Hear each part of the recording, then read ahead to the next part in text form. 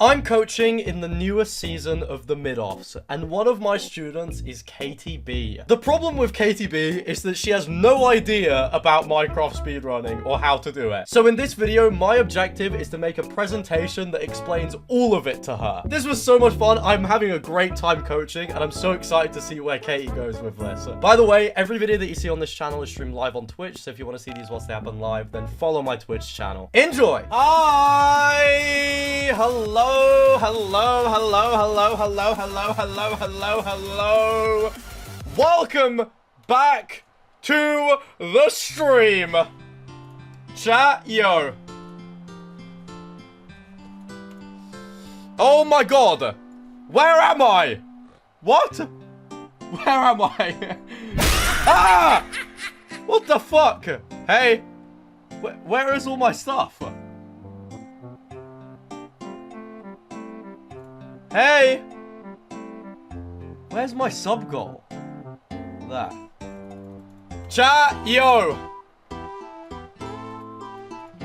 Yo! Guys, welcome back to the fucking stream. I hope you guys are all doing well. MaxGGs, as I'm sure you all know, am a mid-offs coach this season. So today, I'm going to be continuing my coaching journey. I will not be coaching TheoBald today. That is because he is currently on Hax's stream, learning to zero cycle. I don't even know how he possibly knows how to do that already, but sure. I'm just going to take it slow with KatieB, and we're going to sort her out, alright? You did so good coaching yesterday? Yes, chat, did any of you watch mine and KatieB's coaching session yesterday? It was like an hour and 30 minutes long, something like that. Thank you for the 10 months! Yes, it was very fun. It was very, very fun. It was nice to finally get to actually speak to her. Well, no. I don't know if you guys know this. I have actually spoken to her once. Apart from the QSMP lobbies. Because I called her once to help her with her stream. She needed, like, tech help. But yeah, my plan today is to break down Minecraft speedrunning at its absolute basics. And make what I would like to call the MaxGGs speedrunning dictionary, but I don't know if I don't know if that's the perfect thing to say. I was thinking maybe Atlas. Atlas is a pretty cool word, but I think that's only for maps. So maybe not that. I don't know, dude. I don't fucking know. Also, yesterday, oh my god, I feel so bad. I completely egoed the message. Well, I didn't ego it. I just didn't see it. Apparently, encyclopedia, yes, that's a good word. Apparently, Katie's friend Riley was in the chat yesterday, like, typing in all caps, being like, please coach her, oh my god, you have to try your best with her. But I didn't see it, I saw the screenshot on Twitter. Her username is, yeah, what did she say? Need you to train Katie to the best of your ability, Max. I'll try my best. I'll try my best for sure. I was speaking to Hax like all morning today. We were just discussing like what we should do with all the coaching. And Hax and I, this is our dream. TheoBald wins the mid-offs. And KatieB gets a sub 30 speed run. That is like, that in my perfect life, that's what it would be. Also chat, I don't really like when emotes are spammed, but that is Riley. That is actually true. Sorry, my chat culture is a little bit different. And KatieB is gonna get second in the mid-offs. If she gets second in the mid-offs, I think I might cry tears of joy. It would be the greatest thing ever. But yeah, we're getting into it today. I am going to make KatieB a little guide. If you are somebody that's really tapped into speedrunning, I'm gonna be like basically using Curryway's guide KatieB gave you permission to add some of his videos from his guide into my guide. So the simplest Bastion routes, I'm not going to film them. I'm going to leave them just in the guide for her, the ones that Silver filmed. But a lot of it is going to be like me explaining it. I'm going to get in the game and record little clips for her. That's my goal. Yeah.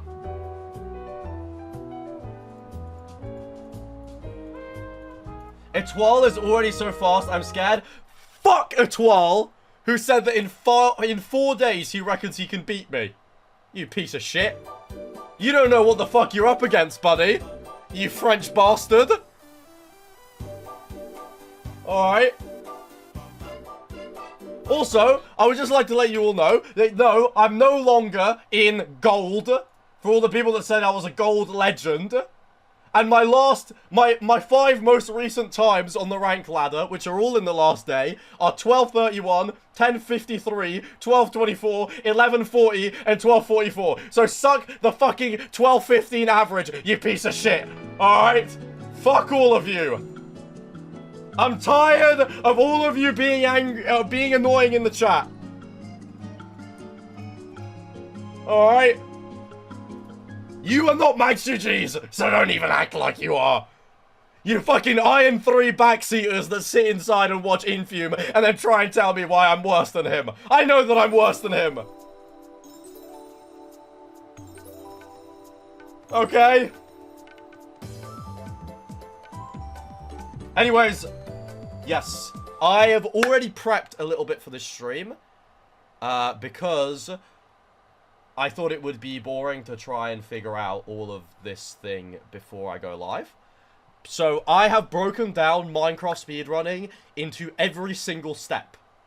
Here is my list of things. Overworld, what you need in the overworld. The village, desert temple, shipwreck, ruin portal. How to scan for a bastion. Navigating terrain by bridging or taking higher terrain. What bastions are? Bridge bastion, housing bastion, treasure bastion. Oh, this is meant to say stables. What do you need to collect from the bastion? Pyraying to the fortress. Going from the bastion to the fortress. Fortress navigation. Blaze bedding. Fighting the blazes. Building a portal and measuring the eye. Navigating to stronghold chords. Preemptive, which I don't know if I'm going to be able to teach you. Death reset, safety bed, end fight. Yes. That is exactly what we're doing. The ones that... Oh, wait. My fucking... So that's a lot? No, I know it's a lot. But also we have a lot of time to learn it. And a lot of them take like 2 minutes to learn. Like, Katie already knows, like... at least one of the first 5 things, because I taught her yesterday. Wait, does this work? Okay, let's... Hello, Max! Yo! Sorry, I need to reopen my tabs, because I had to close my whole fucking browser.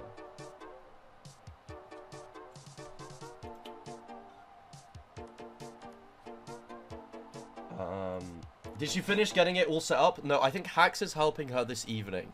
So a lot of it is like, the guide is going to be under the guise that she's already set that up. Because some things are just like, yeah. Max is making me iron his jeans. That is not true, by the way. Molly said, are you going to wear your jeans today? I said, no, because I can't figure out how to iron them. And she said, do you want me to do it? Do you want me to do it? She asked me. I did not make her do anything. Do we actually think that Katie is capable of doing a sub 30? Yes. Sub 30 isn't...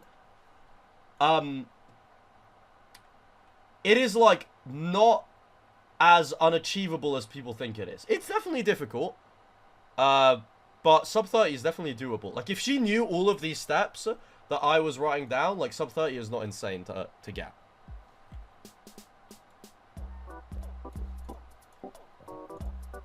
Please be kind to her, world. She can do it. Oh my god, I saw a beautiful tweet yesterday. I sent it in the group chat, and for some reason, Darapchu is still in there. And he is the only person that reacted to it. But I thought I'd show you guys anyways.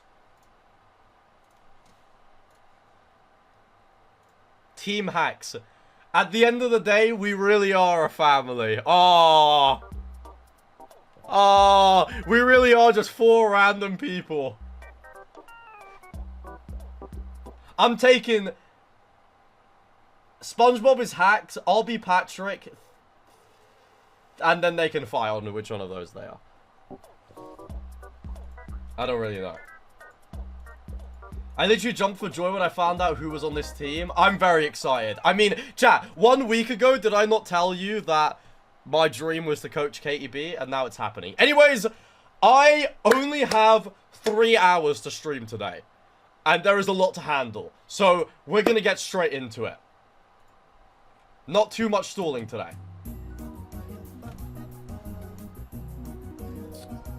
Slides. I've already set up, I think you guys are going to think this is cute, a little, I've already made a little bit of the presentation, but nothing like too insane. For each type of, like for each bullet point, I've added whether it's in the overworld, in the nether, or in the stronghold or in the end. Because I thought that would be fun.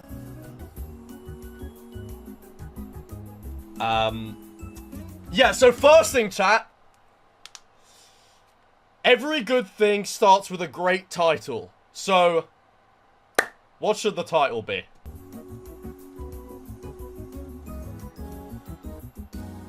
Oh, by the way, I think KatieB replied to my Instagram story. Oh. Ah! Oh my god, sorry. I got a £150 invoice that I have to pay for IRL Toolkit. Whoops. KatieB replied to my Instagram story. What did she say? She said, OMG, yay. So I think she's very excited about the presentation that I'm making for her. Okay, so what are we...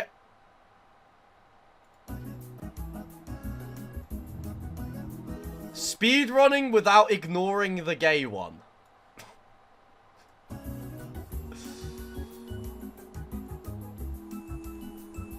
How to speedrun without ignoring the gay one. A presentation by Coach Max.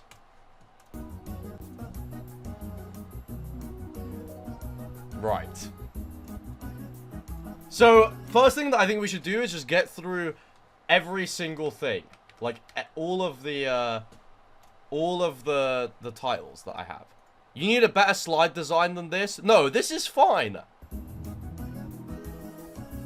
This is fine. She's not going to be reading it a lot. It's going to be mostly videos. This is like an index. Oh my god, I know everything. Retweet if you agree. Sorry. This is not your stream. Okay? Why are you not going live? Do you not have something to do? You piece of shit.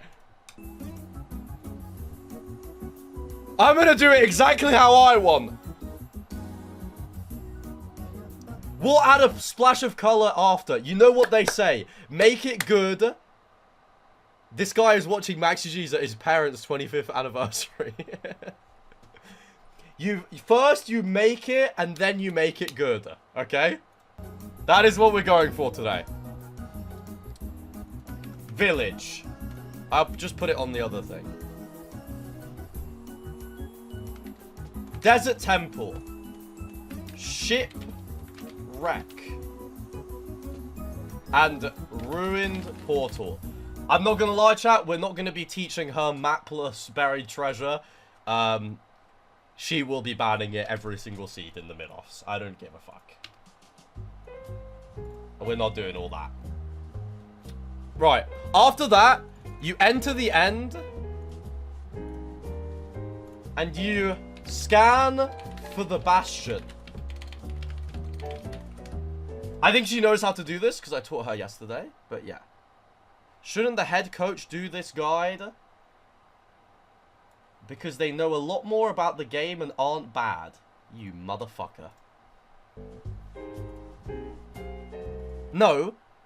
No. No. Lakey Bakey, thank you for the fucking 3 months, man. Stella, thank you for the Prime. Tool End, thank you for the 32 months. Part-timer GGs with the Prime. Thank you.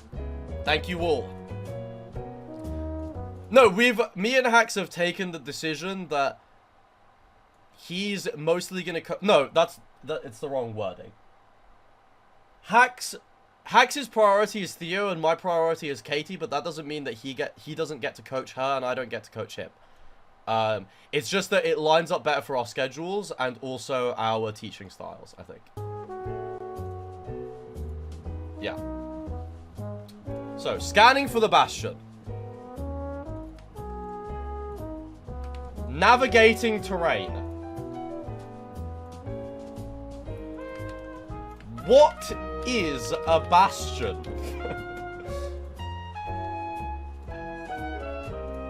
Bridge bastion? Housing bastion. Treasure bastion. And finally, stables bastion.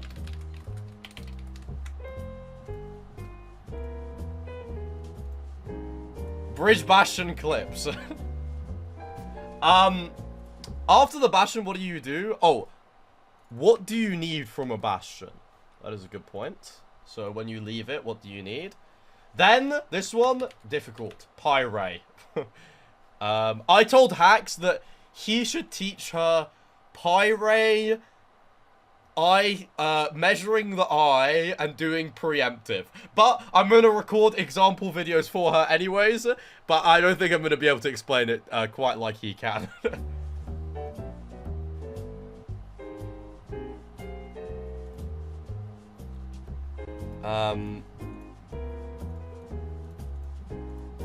Keep this public, I'm gonna master this. I'm just gonna, like, probably give an open link or something. She was watching Jumper do all the eye measuring and pyro stuff, and it made her sick looking at it. Yeah, but it's, like, it's scarier to look at than do. I promise. It's not that difficult. It's just remembering to press a bunch of numbers after another. That's, like, the hardest bit. Pyre. Bastion to Fortress. Fortress navigation. This one is so easy. One in chat if you have ever practiced speedrunning and you know how to do this. It's so easy to do this. Like, it is actually light work. See? A few ones. A few. Blaze bed. Fighting blazes. Oh. Whoops. Okay, next one is, blind portal and eye measure. Uh-huh. Then you go back in. And you go to stronghold coordinates. In the stronghold, first, you must preemptive. Then, you need to death reset, safety bed, and finally, the end. Cinema! Oh my god! I'm already starting to like this presentation. That is fucking awesome. Safety bed down. The safety bed will be going down. I'm not gonna lie. Okay. Where should we start? I think maybe I will start with overworld breakdown. In the overworld, let me just get like a list of the things that you need, right? You're hoping for iron pick, bucket. That's kind of it, really. But like iron pick, bucket, food. Oh, and flint, like a light.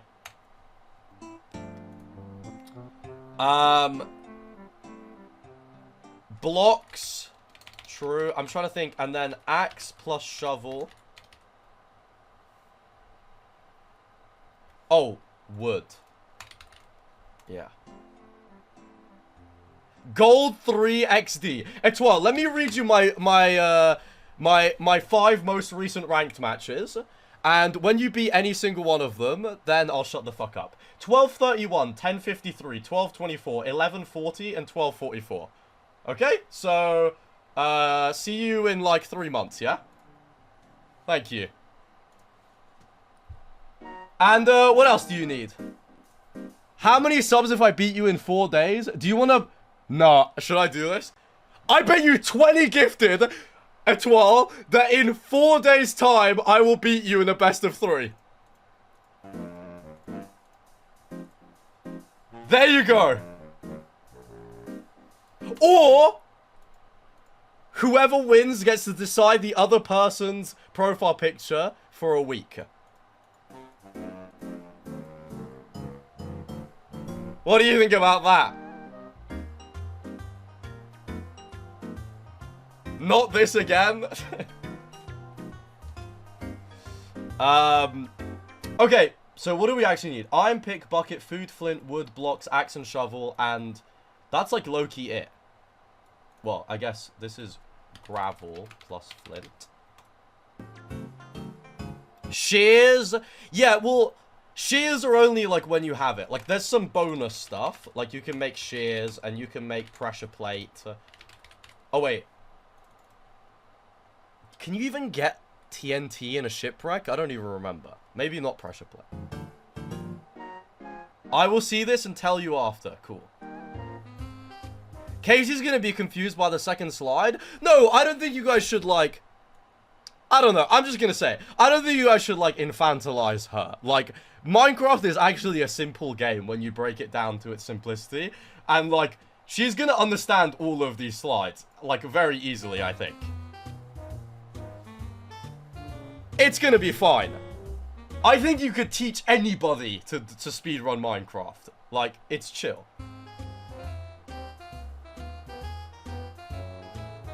Okay, so... Iron pick, bucket, food, gravel and flint, wood, blocks, axe, shovel. Maybe I should just write it down for her.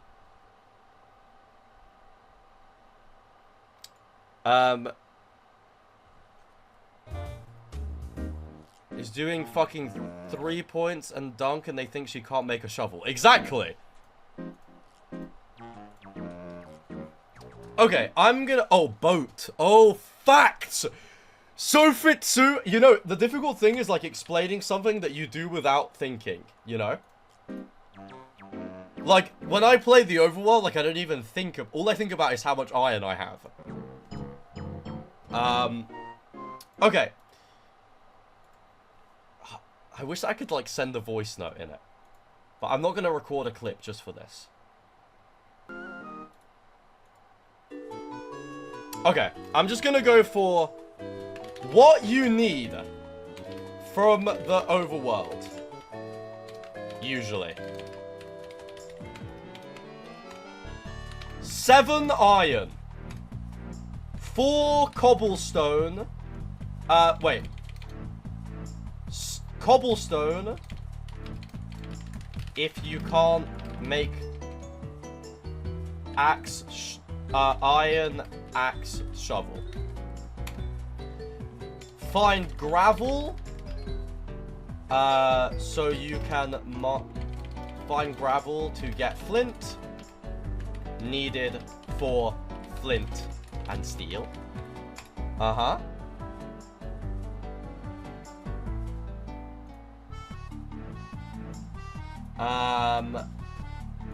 Where would I go from here?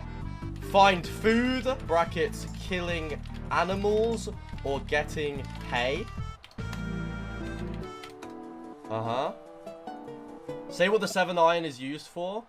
True. 3 for iron pick, 3 for bucket, 1 for flint. Flint.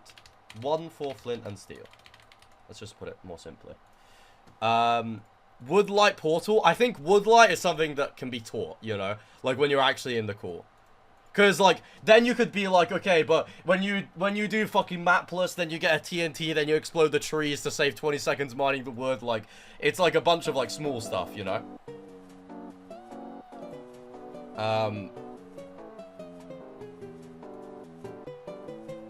Cobblestone for iron pick instead of axe.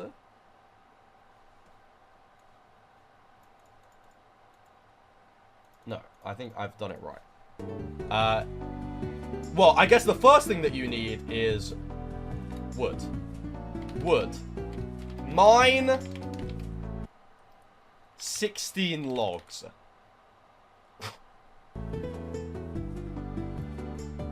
Fuck it. I think 16 logs is pretty good. That is so many logs. Yeah, but when you're starting out speedrunning, you need more blocks because navigating to, like, the bastion and stuff just requires more blocks if your intuition isn't that. Craft a boat. And any remaining items you need. Find lava pool slash... Oh, wait. Get water. Find the lava pool slash ravine. Make portal. That is an overworld in its most basic step, right? Like, this is the most basic overworld, I think. I don't think I'm missing anything. Water portals? No, dude. L-shape is so fucking easy. Like, I think L-shape is easier than some situations where you have to build the ground lava. Why do speedrunners use leaves? Okay, I'm gonna break it down really quick because some people are saying leaves. So you get like, at minimum, you usually get this situation of 7 iron. Sometimes you might get 9 iron, and with 9 iron, or more, you're able to make shears and break leaves much faster, which means that you don't have to mine as many logs. And like, mining 16 leaves takes as long as mining 1 log. So it's like 16 times faster to get blocks, which is why people do it. Yeah. Village. Okay, I'm gonna record her a village example and go through exactly what I'm thinking.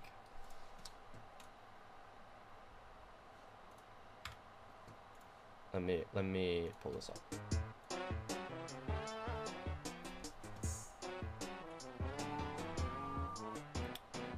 Oh, I need to turn on my keybinds. Do I have them? Okay, I do. Right. What is the minimum number of logs that you would need, like, if you didn't have shears? I would get, like, if you were, like, a fucking insane, like, maybe you could get, like, 7, but I would get, like, 9, maybe. Like, 9 is, like, a great amount of logs to have. That is, like, kind of what you want. Because sometimes you do just need it to, like,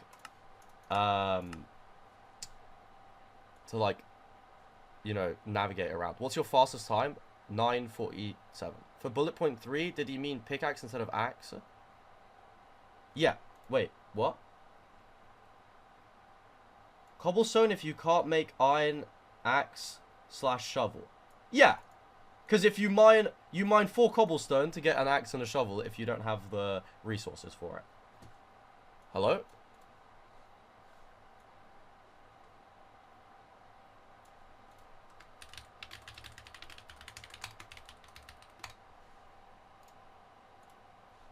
Hello? Hello? Hello? Hello? Hello? Hello? Can you hear me? One in chat if you can hear me. Okay. Hacks, thank you so much for the raid! What the hell, man? Thank you. Sorry, I think my encoder just crashed. I don't know what the hell just happened. Hello, Hacks' viewers. I was watching him coach Theo, and I'm gonna be honest with you guys. I'm getting scared because Theo is looking better than me. Not better than me. Obviously, I have many more reps in than him. But, like, there is a non-zero chance that in 3 weeks, Theo Bald is better at Minecraft speedrunning than me. Like, it's not. It is not impossible at all. Hacks, thank you so much for the raid. I hope you had a lovely stream. I am currently breaking down speedrunning Minecraft to its absolute basics for KatieB. I have all of these slides: overworld breakdown, village, desert temple, shipwreck, Ruin portal, scan for bastion, navigating terrain. What is a bastion? Bridge bastion, housing bastion, treasure bastion, stables. What do you need from bastion? Pyre, bastion to fortress, fortress nav, blaze bed, fighting the blazes, blind portal and eye measure, go to stronghold chords, preemptive, death reset, safety bed, end. That is what I'm going through today. And I have 3 hours to try and flesh out this as much as possible. I might do a little bit in my own time. But yeah. Yeah, this is like my encyclopedia, so KatieB can come back to this and read whatever she wants. So if she's like, how do you make L shape? Which I probably should add she'll find it in the fucking shipwreck video. If she's like, how do I make L shape? I can just skip over there and just like look at it. Okay. So, I am about to hop in and start doing the first village example. I'm just looking for a green village. That is my aim. Just a green, grassy village so it can be nice and simple.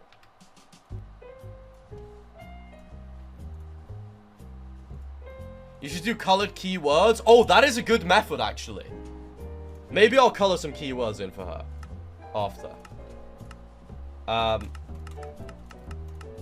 Wait, you can make it so there's no bastion. I didn't even know that. That is fucking fire. I need to do this.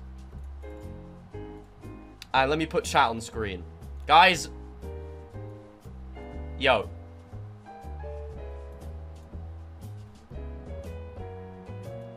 Okay.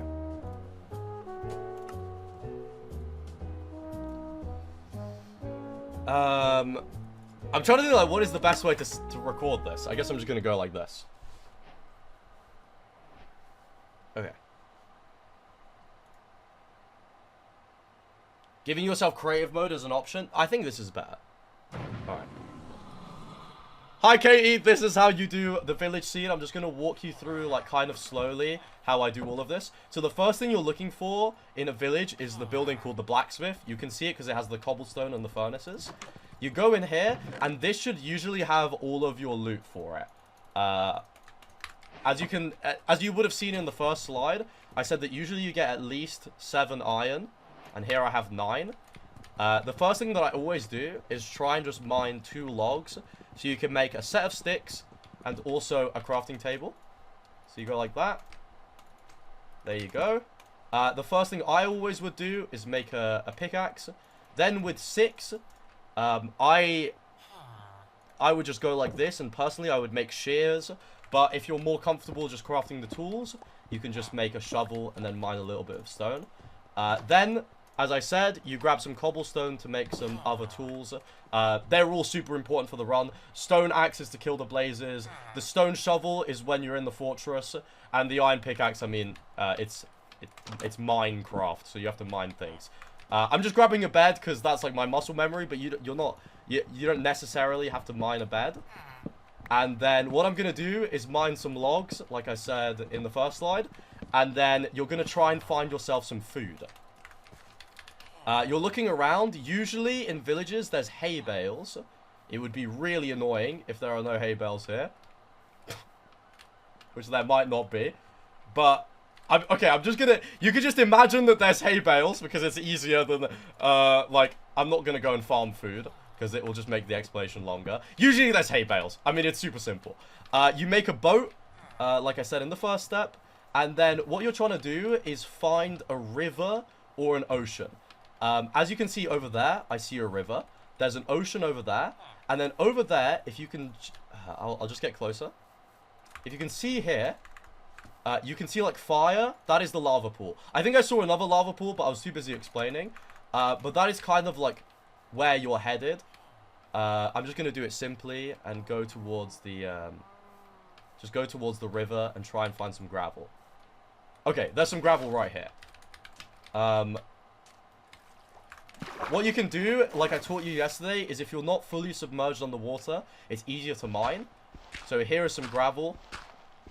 Okay, well it didn't drop flint from here, so I'm just going to go to the other side and start the same thing. There you go. Here's the flint. You need the flint obviously to make flint and steel. And then you make your way over to the lava pool. As you can remember, it's over this way. And that is, like, basically in a more slowed down way, the same thing that you're going to do for every single village. Like, villages and desert temples, they're very similar. So, you extend one block out. As I said yesterday, you build the L shape. You go like this. I think you can get good at, like, grabbing the water and bringing it down so it has to drain less. And then, bang. You're in the nether. Okay, see you in the next video. Right. Good first video or no? I think you should maybe slow down the crafting. No, because she knows the recipes.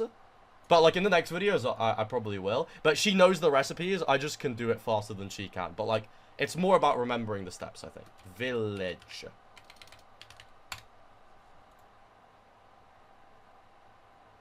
Oh, that's true, Golem. Ah. That is true.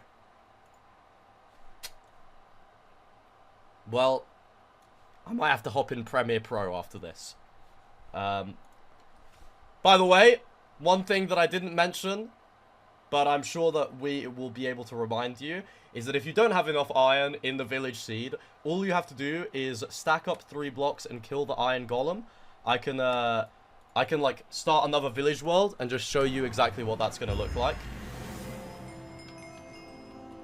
Obviously, that one is like, the dream is to have 7 iron. You don't have to do any of this stuff, but I'm sure that you know like what the iron golem is, and like you've probably killed it before.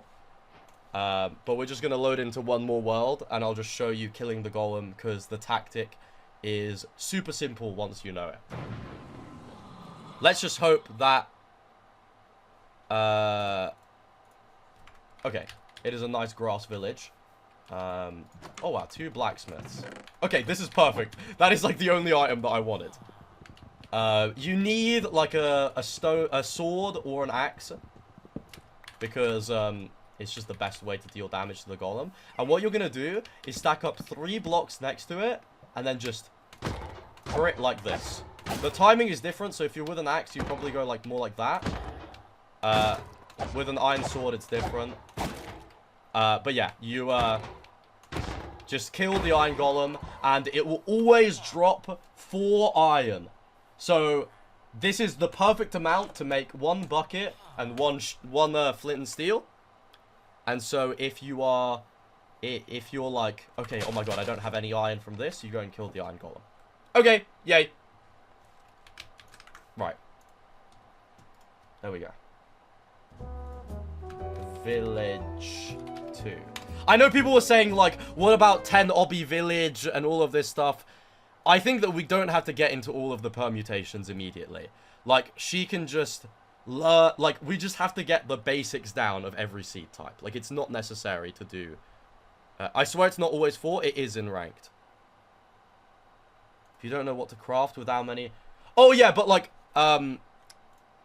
Hax is just gonna know all of this. And also, so will I. So we can just tell her, like, craft a bucket and a pickaxe and shears. And she'll be like, okay. Like, we don't have to... She doesn't have to remember everything. It's not... I don't think it's necessary.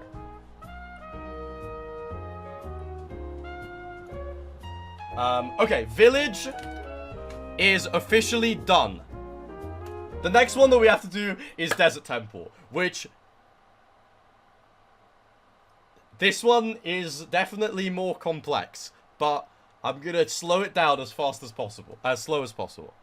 And hopefully she can see the parallels between Desert Temple and Village.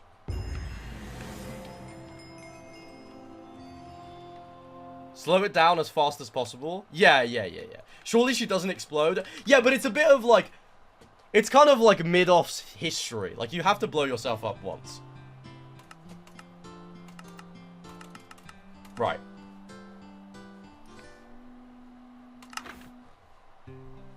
I thought this time I'll play some music.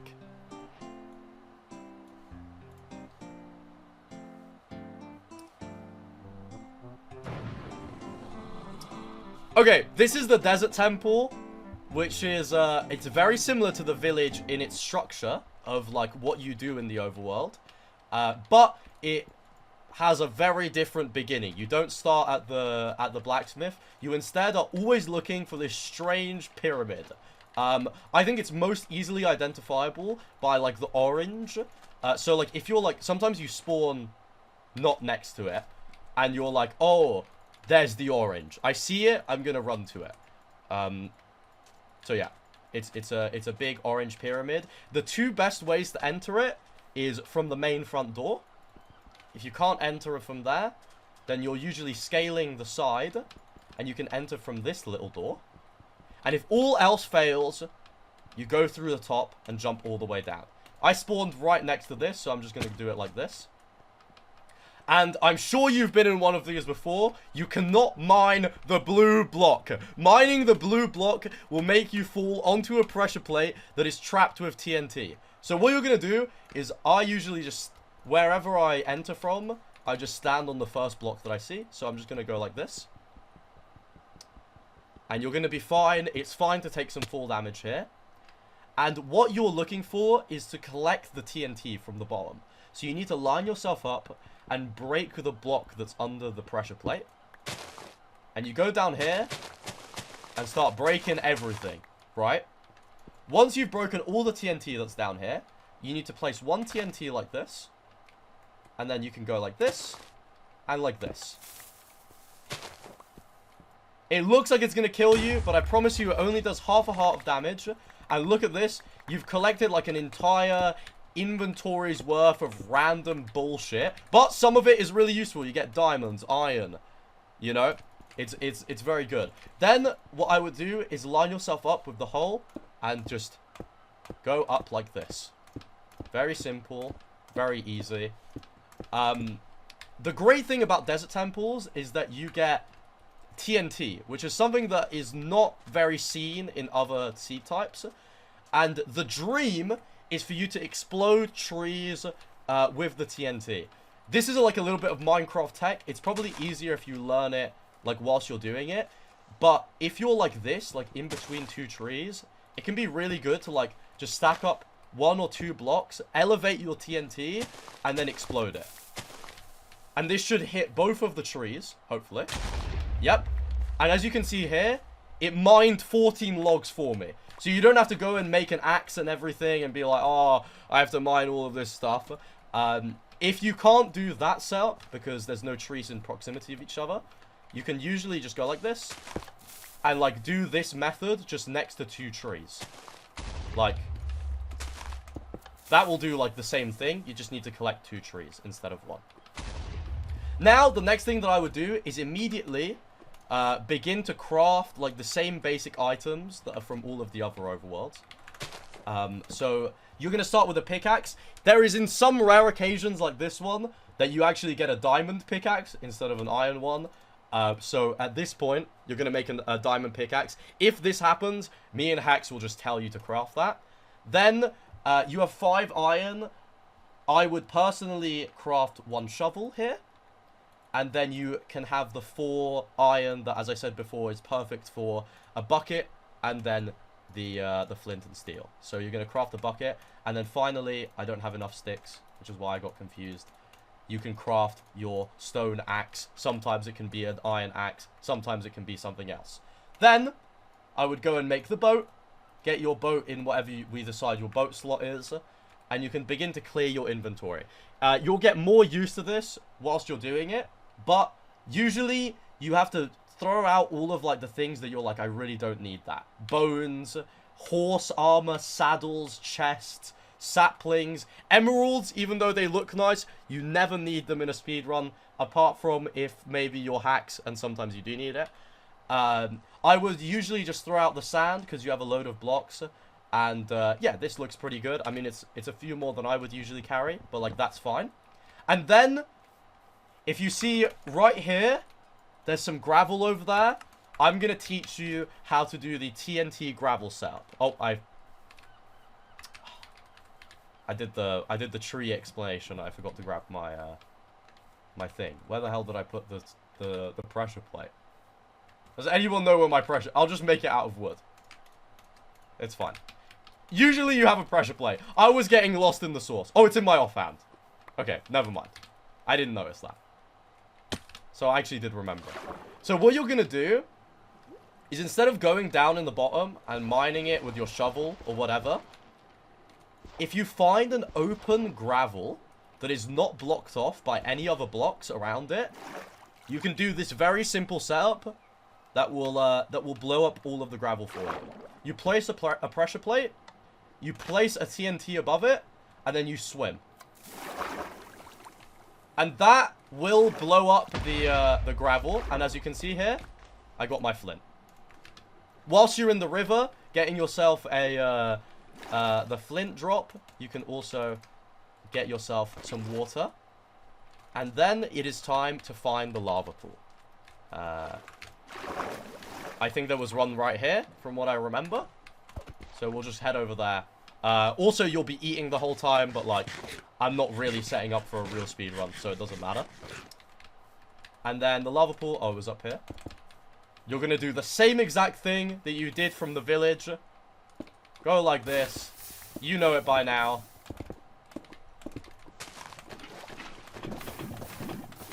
And, oh, that was a ghost bucket. It's fine if you get those. You just take another. And then, there you go. That is the desert temple done.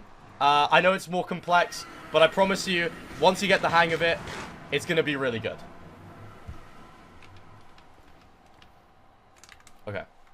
Tell her to get gold horse armor. It's fine, it's micro. Desert temple. Next is shipwreck. Okay.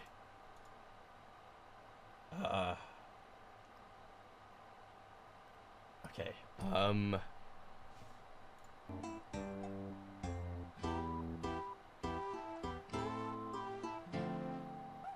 This one is harder to explain.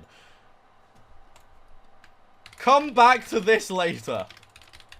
I might have to make a few videos for that one. Thank you for the bits. And thank you, Artistic, for the 6 months, and Ash and Bugs with the 13 months. Thank you. Oh, yeah, wait. She can just ban Shipwreck and BT every single time, right? So she technically does not need to know this one.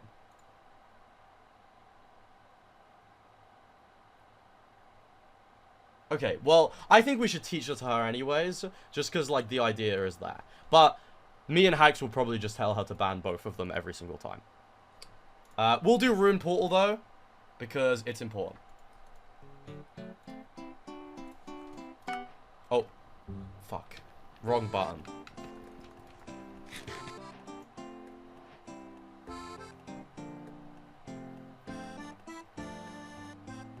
Water seeds are really hard. Yeah. No, I think she can do L-shape. Like, I think you guys underestimate, like, L-shape is easy. Like, I did it first try when I learned it. And I'm not, like, a genius. I'm no Theo Bald. Like, I was really bad at this game when I never killed the Ender Dragon when I first speedran. But we will do Ruin Portal.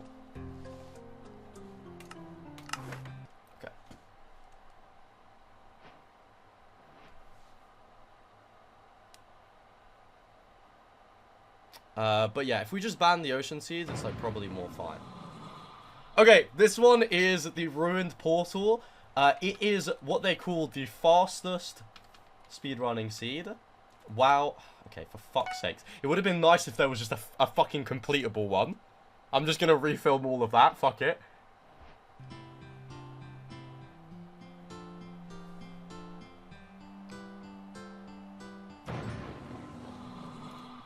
The next seed type is Ruin Portal, and people... Bro, I swear in private rooms, it's more likely that you get, like, the most cucked fucking Ruin Portals. I swear. In normal matches, they're always completable. Okay. The next... Oh. The next seed type is Ruined Portal, and people call this the fastest seed. Well, it is. They don't call it. It is the fastest seed because the portal is like already here. You don't have to find the lava, get the gravel. Well, sometimes you have to get the gravel, but you don't have to find the lava, get the water, because you open this chest, and there you go. You have the obsidian that you need for the portal. Now, a new thing about these is you don't only have flint and steel to light the portal. You also have fire charges, which are like one-time use flint and steels. As you can see there, it's gone from my inventory. And usually I like a good habit of just opening the chest and lighting it immediately if you can complete it. The difference between ruined portals and all of the other seeds is that you're less likely to find like good food. There's food over there, which we're going to go and get. Or it's nice that it's fire aspect. And also, you're less likely to get 3 iron to make a pickaxe. So, sometimes you will begin with you know, the 21 nuggets. Is that what they're called? 21 nuggets makes only 2 ingots. So, usually, hopefully, we get in the situation where you don't have to do that. You don't have to, like, enter the nether without an iron pickaxe. But if you do, you will just make a wooden pickaxe and then go down and mine for stone like you do in the normal seeds. But, like, you will also mine 3 extra stone to make yourself a little stone pickaxe. So, as you can see here, I'm going to mine 7 stone. And then bridge back up, or stack back up. And then you can, like, craft your pickaxe, your shovel, and your axe, and then you have all of the stuff. I still recommend for you to mine a lot of logs because it's just important, and also it's slower to mine netherrack with a stone pickaxe. So it would just be nice to, you know, have as much stuff as possible. I'm just gonna mine a few logs and then show you the next bit. The tricky thing about ruined portals is that they're not always this nice. Sometimes you have to make a bucket and fill in the portal itself. But let's just hope to God that Tubbo isn't annoying and he gives us some normal seeds where you can just fill it out and also you have a pickaxe and you don't have to do all this stone pickaxe bullshit. Next, you're going to find your food. There's usually animals near the ruined portal. If there's not, then we are fucking sliming out Tubbo at his office tonight. It's useful that this is fire aspect because I don't have flint and steel. What you would usually do is put fire under the animal and then it would set itself on fire and then you kill it. I really wish that I had a way to show you that, but I can't right now. But if you just kill it with fire aspect, it will cook the pork chops. That is like the great thing about having a flint and steel, is that if you set a mob on fire, it drops its cooked food, and cooked food is like 3-4 times better than its raw counterpart sometimes, and it's much better for like keeping you on high health whilst you're going in the nether, which obviously is somewhere where you're going to take a lot more damage. I suggest that you get as much food as like really you can see. It's always better to have more food than to have less food, especially because when you get good at the game, like really good, which I foresee very soon, you're going to be going in there and purling a lot, and purling requires you to have food because you take a lot of damage. Once you've got an axe, pickaxe, shovel, boat, food, wood blocks, and food, then you can enter yourself into the nether, and that is the ruined portal. There is a lot more situations than just these ones for ruined portal, but it is all basically the same. Ruined portals, they're quite easy, and I think that you're gonna... This one is like the one that makes the most sense because the portal is right there. So yeah, next we're starting with the nether. Alright. There we go. Ruined portal. Right. I have done that section. And I'll make sure to upload them all and add them to the slideshow. The next thing we have to do is scanning for the bastion, which is so easy. She already knows how to do it. I just hate how it's loud. Oh my god. I'm just going to take my chat off screen for this so she can see the F3 menu better. Have you done wood lights? No, that's something to learn another time. Okay, the next thing we're going to do is the same thing that you learned with me and Darapchu on the first day of the mid-offs. We are scanning for the Bastion. Now, when Hack sets you up on tool screen, you will know that you have a thin macro. You press that, it makes the screen go like this. You press F3, and these numbers come up. I'm sure you remember that when you see a number that's around 30 or 40, which is right here, then that is the direction of the Bastion. But if, for some reason, your tool screen is not working, or you're watching this video and trying to understand it before Hacks has set everything up, you can do this. Options, FOV, turn it all the way down. The thing about going thin or turning down your FOV is, as I explained to you, Minecraft is generating, or it can only see what the player can see. So when you like shrink the game with the FOV, it's the same thing as shrinking the game by making it thin. And then when you press F3, you'll see the E counter, which is the 1, 2, 3, 4, 5th line on the left, top left. And look, you spin around. I mean, you already know how to do this, so I don't think you're going to forget it. But you spin around 10, 4, 17. Oh! It's probably right here. A ghast is attacking me, but it's right there. Okay, ow. But yeah, it's going to be in this direction. And I don't think that's too difficult for you to learn. You already know how to do this. So yeah, that's going to be quite simple for you, I think. Okay. That was scanning for the Bastion. She already knows how to do that, but I thought I'd do it anyways. I think you turned off Bastion. No. It's fine. The 50 spike is the Bastion anyways. It doesn't matter. Also, I don't think you can queue a game without a Bastion. The next thing that we're doing is navigating terrain. Which I might just load an MPK and we can do it over there. Oh my god. Fucking seed change. Also, I don't have any audio. Also, my settings are wrong.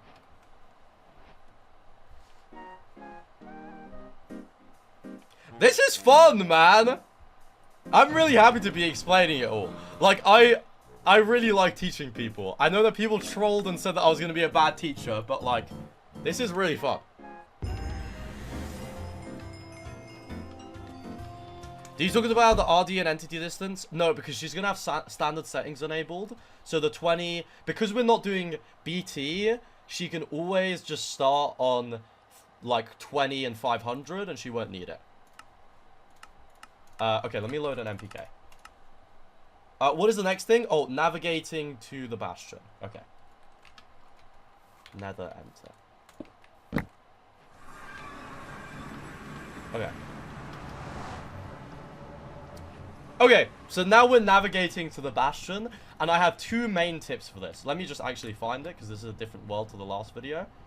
Okay, it's going to be this way. If you have, by the way, a little tip. If you have, like, a big spike this way, but you should always do a 360 and just go to the bigger number. 70, this is definitely the Bastion, I promise you.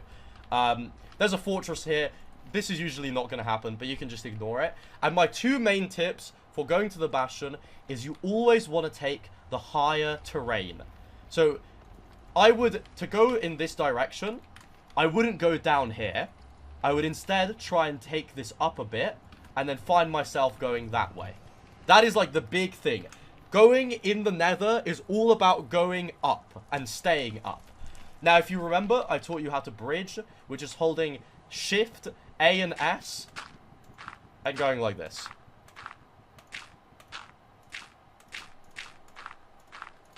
Now, this is another big section of navigating in the Nether, is using your boat wisely. I'm just going to give you an example here. As I said to you the other day, using a boat means that you don't take any fall damage. So what you can do is, if you're high up and you're trying to get, like, reach down here without taking fall damage, obviously I can just walk down here, but imagine there's a big gap. You just place the boat down, get into it, and then just ride it off. Boom. No damage taken. And now, what you can always do is try and rescan, so it's like towards this bone block. And what I would personally do is just try and follow the terrain. Obviously, I'm a bit faster. And, okay, wow, this terrain is kind of cucked, but we can, like, try and find our way. You know, there's a big valley here, so we can go all through here. And it should, in theory, just, like, be behind this wall. So I'm just going to keep you... I don't want you to try and, like, traverse all of that. And there you go. Here is the bastion. This is, you know, something that you'll learn after. But this is a perfect example of using the boat. Jump, place the boat, right-click into the boat, and ride it off. There you go. No fall damage. And then, obviously, the bastions are... There's 4 different types, and they'll look different every game. But... once you get here, you can set up for the next step of the process. That is navigating to the bastion. Bang! Wait, I'm actually I'm a W teacher, bro.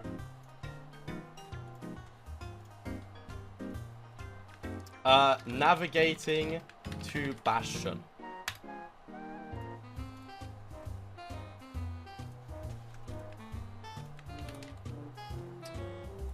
What is a bastion? Okay.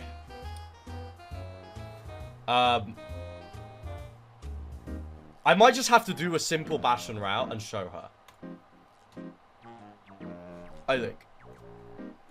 Katie will not be training today. I think she's busy. Okay.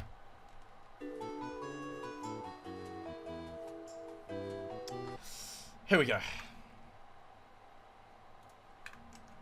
Let me just make sure it's set up right. I'll just do bridge, like, bridge triple spawn on chalice. Okay. This is the bastion practice map. Oh wait, no. I should start with the title. I'm a YouTuber. I should know that. The next thing that we're doing is what is the bastion? Because I feel like if you don't understand exactly why you're going to it, it doesn't give you like a perfect understanding of why you're doing any of this stuff. This is the bastion practice map, which I'm sure you're going to become very familiar with. Hacks will help you download it if you get the chance today, or I'll help you download it another time. And I'm just going to start the most simple route. It's the one that you saw Theo do, which is called, it's called Donkey Kong. And what you're doing, I mean, you will always have a starting location for a bastion. For the bridge, it is the chalice, because it's where all the gold is. And the objective of a bastion is to collect gold whilst leading piglins to the trading hole. The routes always have like a kind of designated place that you're going to trade with them. And doing the route helps open up more surface area for pigs to run towards you. Do terrain off? Okay, well, that's true. But a chatter just suggested something good, so I'm just going to do it. See, now you can see everything. Yeah, you're trying to route the piglins all the way to exactly where you're going. Over the next few videos, I'm actually not going to be the one explaining the bastions to you, but I'll do this one just as an example. Because I think there's another top speedrunner called Silver who's better at explaining them, so I'm just going to steal his videos. Thank you, Silver, and thank you, Curryway, for letting me do that. But yeah, as you can tell, you start by finding gold blocks. Then, you should always have gold armor, because gold armor means that the piglins think that you're one of them. They love gold, and they just want a friend. What I'm going to do now is kind of just like hurry up all of this situation to show you how I'm going to connect the sections of the bastion, and you will be able to see the piglins like following me. Whatever, I'm just going to ignore the hog. Okay. Bro, are you actually joking? Okay, ignore that I just messed it up. I was just trying to start my next point. But you are... Am I in adventure mode? Okay, no. What you're trying to do is always bring, like, these pigs from down here, or whichever bastion you're doing, and just trying to connect as many areas as possible. Piglins can spawn anywhere in the bastion. So the more tunnels that you give to them for them to run to where you want them to go, the easier time you have, like, getting as many trades as possible. And the reason that you're trying to get as many pigs as possible is because more pigs means more trades happening per second, which means that you have to spend less time waiting for trades, which means you can leave the bastion faster, which is obviously the point of a speed run. What I'm going to do now is aggro these piglins with this gold block. And, okay, well, I was taking my time. Wow, this is not what it usually looks like, but whatever. And as you can tell, they're all following me. And this is like the designated trading hole. So you're going to go in here and start dropping loads of gold. You can't see it because I think my camera's covering it. But, like, this is 12 piglins. This is about to be 14 piglins. Okay, why is he hitting me? This is 14 piglins. This is a perfect amount. This is a perfect amount. They're going to be trading here for not too long. Sorry, it's really loud. And, yeah, this is basically the objective of a bastion. You take a piglins to go somewhere, and then you open chests. And the great thing about bastions is that sometimes the piglins will not trade with you to have all of the obsidian.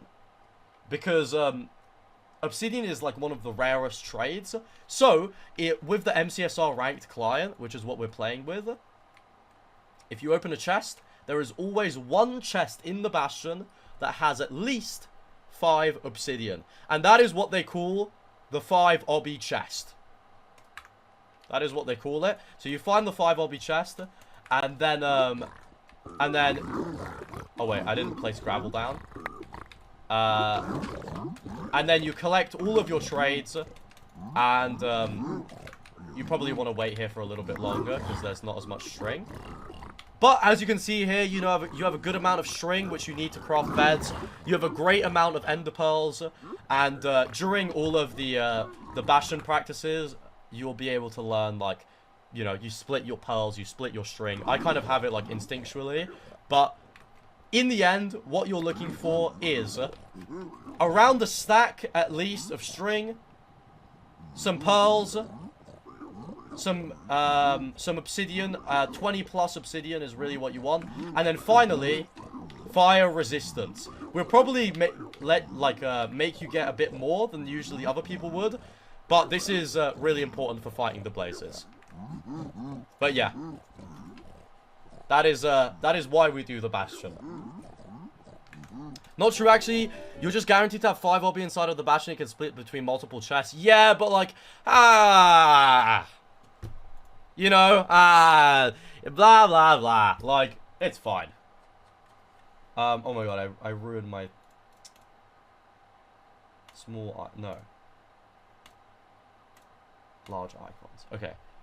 What is that called? What is it called? What is a bastion?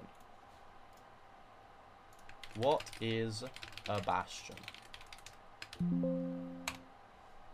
Okay. There we go. What is a bastion has officially been completed. Bridge bastion, this will all be silver and curry way. I'm just gonna get her on the most simple video every time. She won't need to add pictures. She won't need pictures in the presentation because all of the people are just gonna explain every single one anyways. What do you need from the bastion? Fuck, I already explained that. Pyrite. Okay. Can you even pyrite when... I don't think I have fortress enabled on the practice map. I'm just gonna do it on MPK.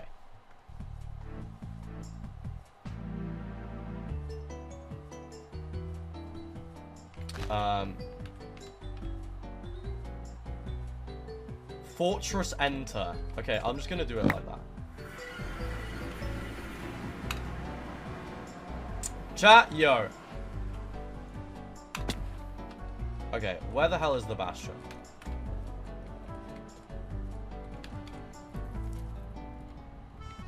It's just not here, is it? Oh, it would be nice if it was, like, closer. I'll just explain it to her, like...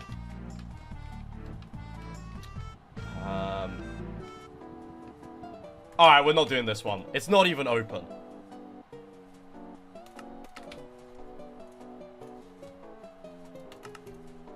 I need like an open terrain fortress, please.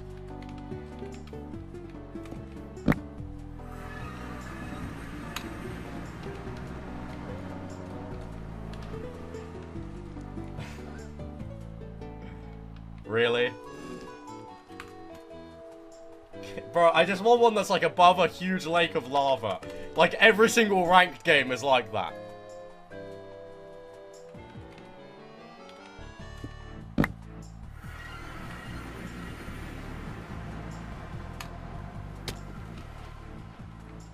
Bro, where is it?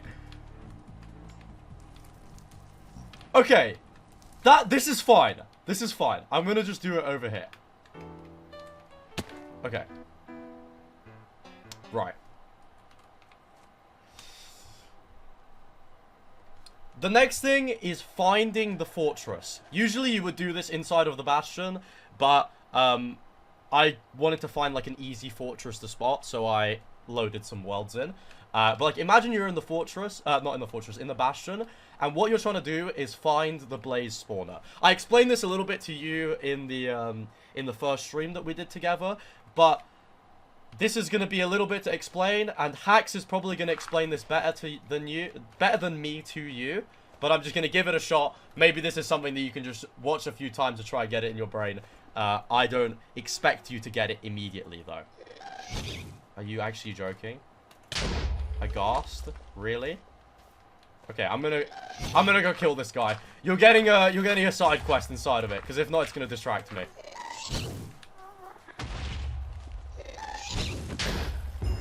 Okay. Right. What we are gonna do is try and whittle down where the blaze is based on the compass directions. As I was telling you, on the 4th row of the F3 menu on the second paragraph on the left, you can see facing north, facing east, facing south, facing west, and that will help you to locate exactly like which direction you should be running in.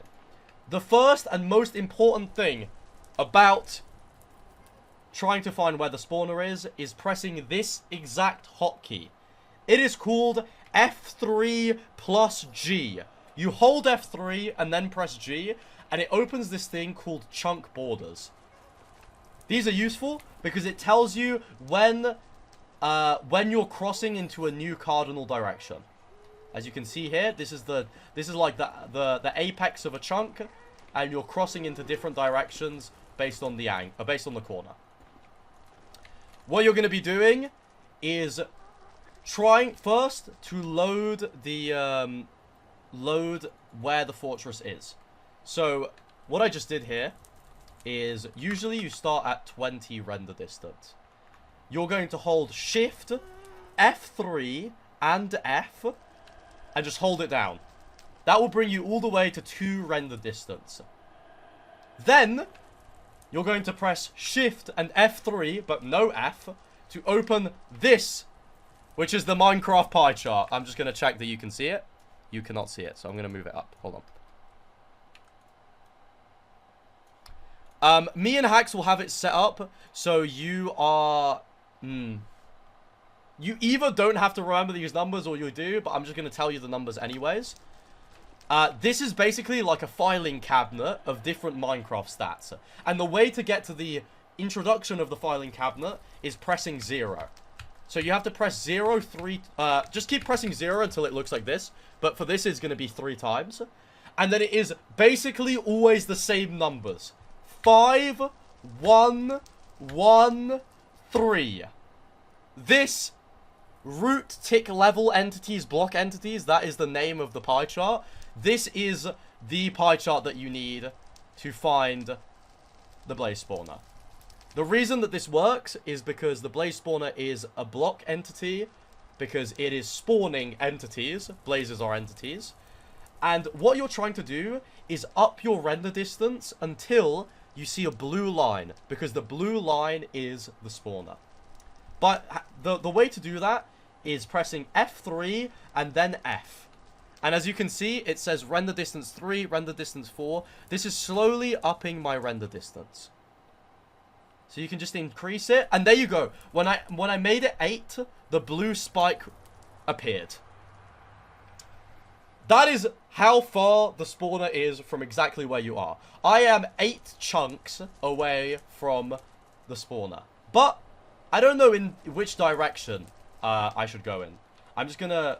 I actually do know which direction it is, so I'm just gonna quickly redo something. Just make sure this is right. Okay, yeah.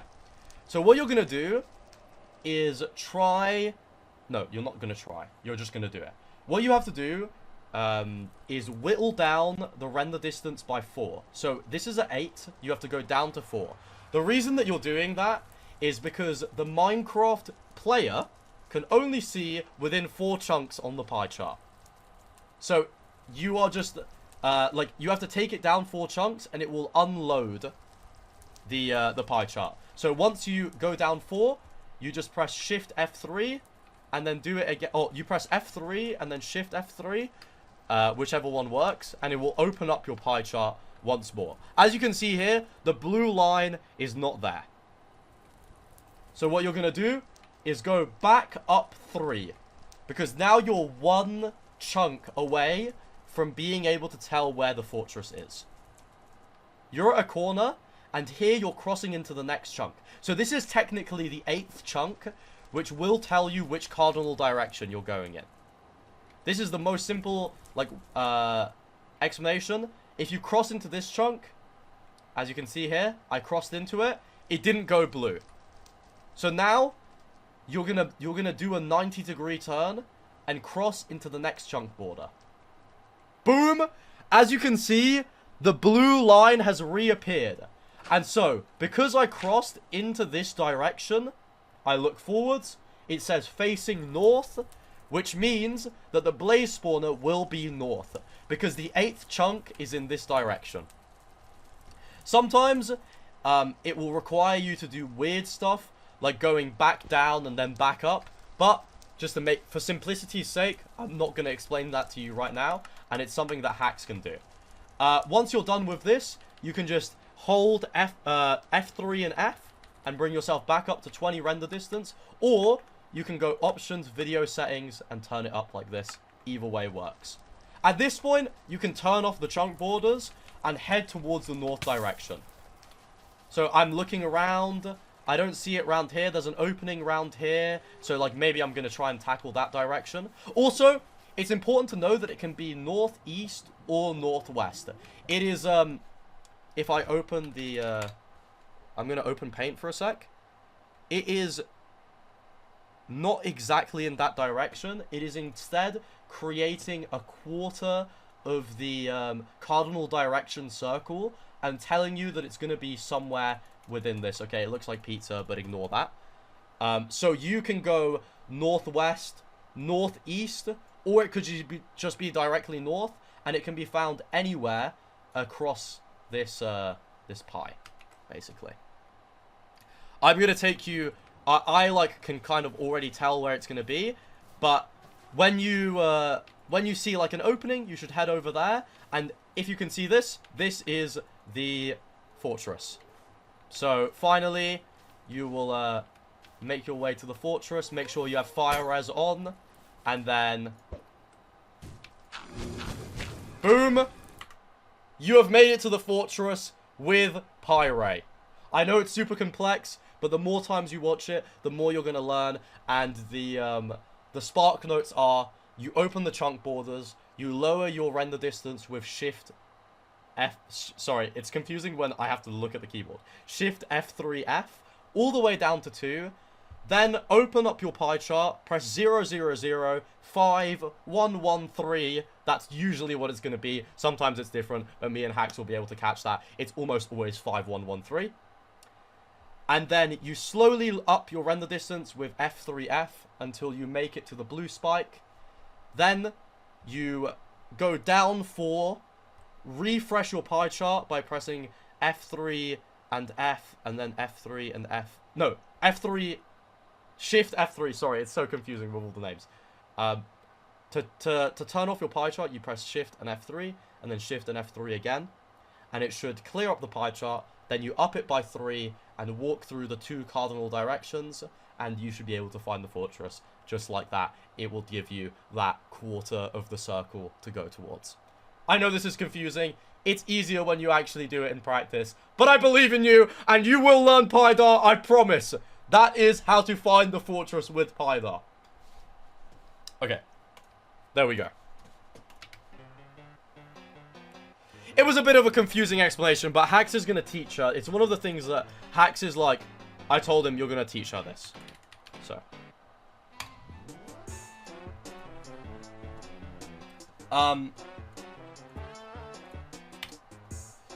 The next thing that we're doing is fortress navigation. This is one of my favorite bits. I really like this because it's really easy to teach and really easy to learn.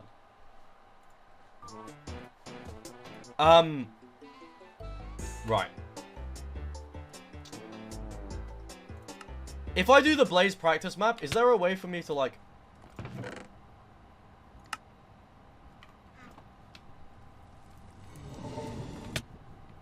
Can I, like, make it into a fortress? Or does that not work?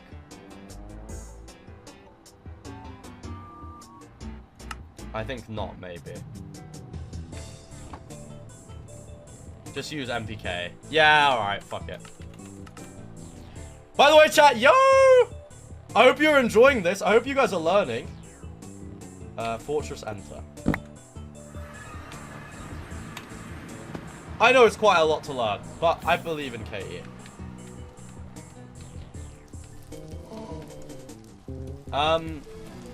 Oh my god, this is fucking perfect. Holy shit. Okay.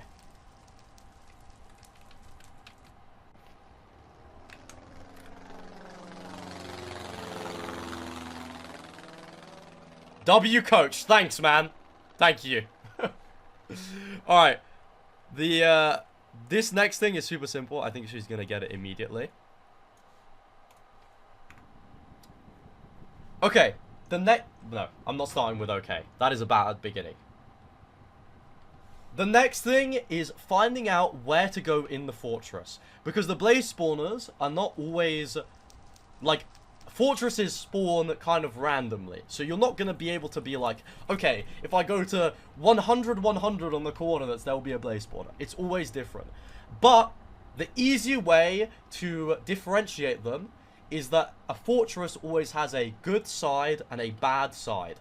The bad side is this. It's the hooded section. It's the bit with a roof. This is the bad side because there are no blaze spawners here. It is I would pay for you to try and find me one of these that has a blaze spawner inside of it. It's impossible. But as you can see here, the one without the hood is called the good side. It doesn't have a roof, and right here you'll be able to see that there is a blaze spawner.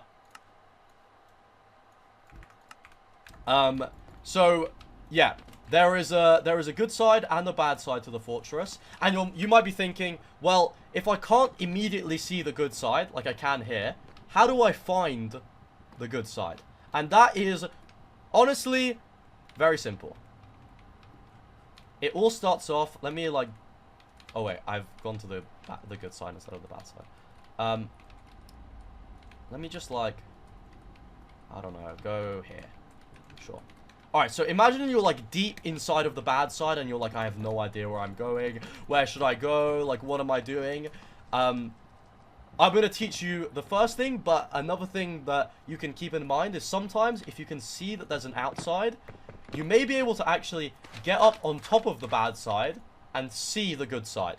That is unlikely, but it can happen if the situation is correct.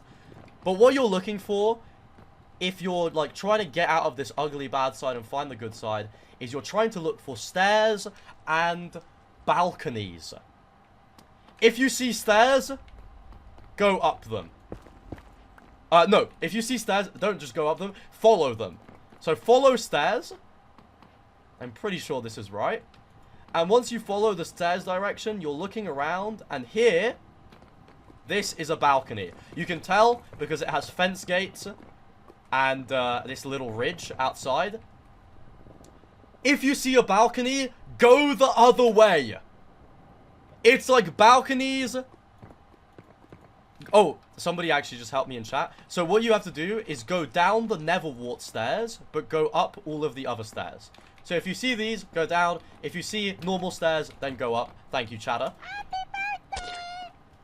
And ignore that. Sorry. Yeah, you see the balcony. This is a balcony. You'll be able to see it because it has a big opening. When you see a balcony, balconies are scared of the good side, so they're always trying to get away from it. So, if you see your balcony, go the other way. The good side is going to be in this direction. There's a dead end here. So you're following it, it's probably going to bring you this way. Okay, you find stairs, you go up the stairs. And this is the most beautiful room in a fortress. This is the connection room. The donut room, as I like to call it. This connects the ugly bad side to the beautiful good side. As you can see here. So, once you find this room, you are sure that you have made it to the good side. There's some lava here, so I'm just going to, like, get past it. And as you can see here, now we don't have a roof.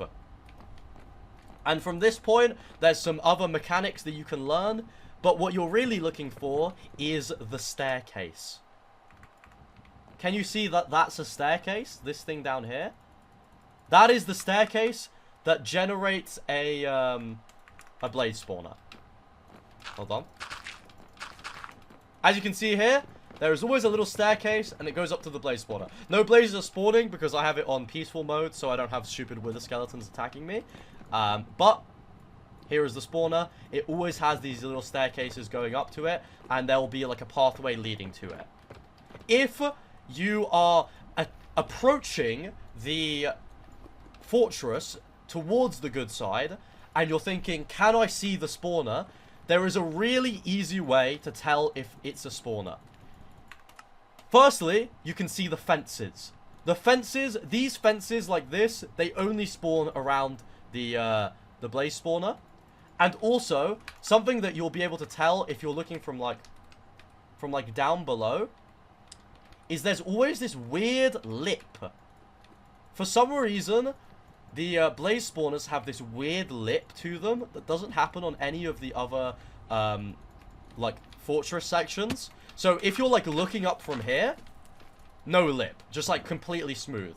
Here, there's, like, a little structure. But as you can see here, there's, like, a... It's just stranger. Like, it always spawns like this, and it just looks a bit weirder. So if you immediately see that, you're like, oh my god, I'm gonna pearl to that. And then here you go. It's awesome that there's just lava everywhere, but you've made it to the blaze spawner. You found it from the outside, you found it from the bad side, you found it from the good side. This is how to find the blaze spawner. One last tip. If you're in these, like, catacombs where, like, you have no idea where the blaze spawner is, always make sure to clear every angle. You can see this is a dead end because it doesn't bring you anywhere. But, like, this, if you can't, like, immediately see it, you should be like, okay, I'm going to clear this section. A lot of the time, it can be more buried, like, down here.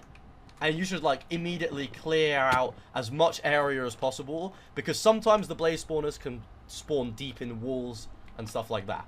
But yeah. Go down Netherwart stairs. Go up normal Nether stairs. Go away the opposite way from balconies. Use your intuition. And then, finally, find the 3 blaze staircase. That is how to find the blaze spawner. It is so much easier said than done. No, done than said. When you do this for the first time, you'll be like, it's so fucking easy. That is how you do it. Yep. Chat, W fucking... I thought that was very... like, that is kind of the same way that Hacks explained it to me. I think that was very good. Alright, Fortress navigation is... officially done. Let me name my file.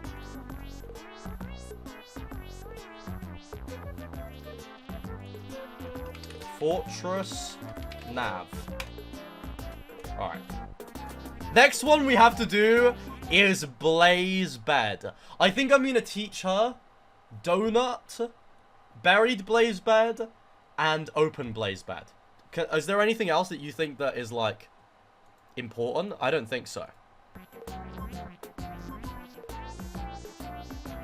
Double blaze bed.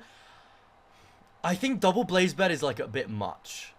You know? Like, I'll include it, but yeah. I think just 2 single blaze beds and donut TNT is, like, fine. Is there going to be a VOD of this on YouTube? Yes. That is good enough for mid-offs? Yeah, I agree. Oh, and mining out. That's right. That is a good, idea. By the way, chat, don't mention the viewer count, even though that I know they're calling me Mr. 2K. I don't know why I opened the Minecraft music, but I will teach her donut and the 2 blaze beds, and then we'll be fine. Maybe talk about killing the withers. Yeah, I'll make sure to include that as well. Okay. So, yeah, no. Right. Let me just go over here. Okay. The next step... Oh, no. No, not the next step. Surviving wither skeletons. I will do... surviving wither skeletons, trust me. I didn't like the millennial pause there. What am I gonna say as my first line? Once you've found the blaze spawner, the next thing to do is do a blaze bed. Now, I'm just gonna craft a bed in front of you. The way to do a blaze bed... The setups are always, there's like 2 main setups, and I'm going to teach you both of them, like in this moment. Oh, actually, I'll teach you the first one, and then show you another trick, and then we'll go into the practice map, and I'll show you the other 2. Make sure you have your fire res enabled, and the first thing you have to do is kill these blazes. Make sure that you're killing the blazes from 2 blocks away, and you're critting them. Blazes must be social distance from. If you hug a blaze, even though you have fire resistance... Okay, can it attack me? If you hug a blaze, even with fire resistance, it will do damage to you. See that? Ow, ow. And it actually does a lot of damage. What you're going to do, I'll just teach you the first blaze bed. This is probably the hardest setup. But it's the most simple to do in this scenario, so I'm just going to show it to you. What you're going to do is place 1 hard block above the spawner. This is basically always going to be nether brick. If you don't have a nether brick, for whatever reason, just mine 1 here and place it here. Then, you're going to look at this fence gate, or you can do it on the other side, but I like to do it on this side. You're going to place 2 soul sand outwards. Place 2 soul sand. Sorry, there's more blazes spawning. You're going to place 2 soul sand outwards, and then you're going to get up on this block. I mean, that's not necessary. You can do it from down here, but I think it's easier from doing it here. And you're going to place a bed right here. It should create this interesting 2x2 block shape like that. And then finally, you're going to get into hugging this corner, jump, and right-click the bed.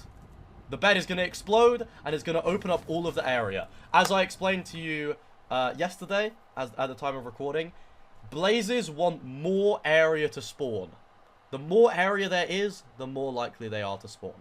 Yes, you should hug walls, not blazes. You go into this corner fence gate, you jump, and boom. As you can see, it's exploded a big area. The first thing that you have to do is clear the fire. Because once you get in the practice map, there's an easy visualization. But the more fire that there is, the more scared blazes are of spawning. For some reason. Even though they're fire creatures, it just means that they're going to have less chance of spawning in. So the first thing you would do is clear out the fire. And also, I mean, in this case, there is some lava. So you should probably block up the lava as well. Because the more light that is emitted in front of the blaze spawner, the less likely they are to spawn. Yeah. And fire and lava emit light. The next bit that you're going to do is you should start extending your platform. You do this with soul sand. The reason that you do this with soul sand is for two simple reasons. Firstly, blazes are slow on soul sand. Even though they can fly, for some reason they get slow when they walk across soul sand, which makes it easier for them to, like, not sprint towards you and do damage to you, like, you know, not hugging them. And the second thing is, as you can see here, when soul sand is on fire, it creates blue sand. Blue fire. And blue fire, if you don't manage to extinguish it before the blazes spawn, it actually has a lower light level than the normal fire, which means that there is a slightly higher chance that the blazes spawn in. So what you're going to do is first go to the back, and usually when it's open, you extend out 3. Make sure to extend out 3, and then go to the side, go like this, and you're going to go like this. You know what? I'm just going to go on this side and just do it over here for, like, simplicity's sake, because it's more opened up. Hold on. I'm just going to do every step that I just did again, so you can, like, get the gist. So you go like this, like this. Okay, you have to pick up the blaze rod, place the bed, bang, break the fire, and then you should be extending 3 out with soul sand. Ow. That's annoying. 3 out with soul sand. Like this. And then you take this corner and extend 2 out. This is because... wow, I wish I had more soul sand. That's annoying. How the hell do you... How do you get 64 of it? There we go. Okay. Well, you can't do this in a normal run, but I'm just gonna make the blazes disappear. You should bridge out 2 from here. The reason for this is because it gives you a bit of a platform to fight the blazes. You're less likely to, like, hug the blazes and take a bunch of damage. So you go there, then you go here, and you build it out, and here you go. This is like the perfect blaze platform. And now, if I turn on my difficulty, it should spawn in 3 or 4 blazes, in theory. Easy mode. Okay, ignore that, because they were already... Oh, no, that is 3, yeah. So that popped 3 blazes. I'll wait for another cycle. And, hopefully it spawns in... 4 blazes. I don't know, we'll see. It might take a minute, though.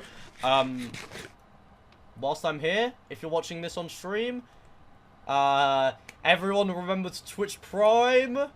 And one in chat if you think KatieB's gonna win the mid-off, so yeah. Okay, why the fuck are they not spawning? Why is it only 2? Okay, it shouldn't be only 2. That's bullshit. But whatever.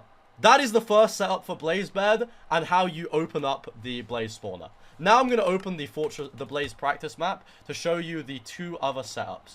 The first one you do is when it's the Blaze Spawner is caged in. Like this. You have a bed, and you're doing the same exact concept as before, but this time, instead of having, sorry, it's so loud for me. Instead of having to place out these 2 blocks from up here, you can just do it in the ceiling, which is nice. So you place a hard block above it. It's gonna spawn blazes, which is annoying. Hold on. You place a hard block above the spawner, like before. That is going to be the nether brick. And then, this is super important, it will delete the spawner if you do not do this. I don't know fucking why. You have to mine this block and stand inside of it. I promise you, you will lose all of your blazes if you do this and lose the match. I have done this 50 times. It is really bad. Just remember to break, if it's caged, break a block. That's it. That's what you should remember. Then, it's super simple. You look up, break the block above you, the block in front of you. Oh my god, why do they keep spawning? And finally, you can look up and just right-click the bed. It will place there. Right-click again. Explodes. You keep your spawner. Now, you need to just break all of the stupid fire. And, from here, you can start your same thing. You expand out with the soul sand after you've broken all the fire. You should break these little blocks that are in the way. And, if you can see, the available counter is how likely it is to spawn 4 blazes. I think that's what it is. The more available that it is, you can do that by breaking these, clearing the fire, putting down the soul sand. You can see that these are this is like the fire particles on the practice map. It will like show you where it is. And like, boom. At this point, I don't know what just happened. Oh, it just shot a bunch of fire for no reason. But like, look, 94%. This is going to spawn a bunch of blazes. So you remember, if it's caged, break a block. If it's open, you place 2 blocks and place the bed outwards. And finally, there is one more situation. This one, I think you will appreciate because it's fun to do. It is called Donut. It is called Donut because you are making a ring of nether brick and then placing TNT around it. This is only possible in the Desert Temple seeds. Because if you can recall, when you go down into a Desert Temple... let me just open this terrain. I just remembered to do that. When you go down into the Desert Temple, you break 9 TNT. But you only use like 3 or 4 in the overworld at most. Which leaves you with 5 or 6 TNT in the nether that you can use for this strategy. So, when you're approaching a spawner, you have your TNT, and you always have to have hard blocks.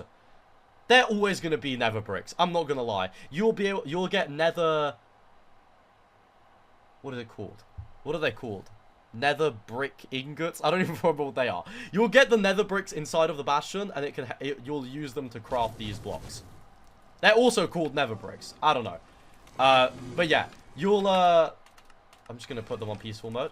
You'll get nether bricks, and this is the setup. You will love it. It is so easy to remember. Boom, boom, boom, boom, boom, boom, boom. Do you see why it's called donut? You build a donut around the thing. Now, you go like this. Sorry, I do a different setup, so I need to remember it. You go like this, around it, on every single, you like northeast, southwest of the donut. And lastly, you just set them all aflame. And look at this. Boom! It's cleared like all of the spawner. And then you get here, and you do the same thing that you did before. Like this. And like this. And like this. And then... Boom! 4 blazes! Like, TNT is just so fun to use, and it opens up so much space. And, yeah.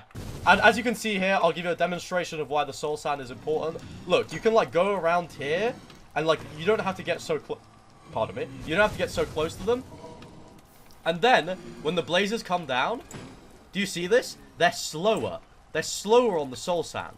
Which means that you have more room to, like, hit them and stuff. Obviously, this is bad. He was hugging me. But, yeah, you can do donut, caged, and open.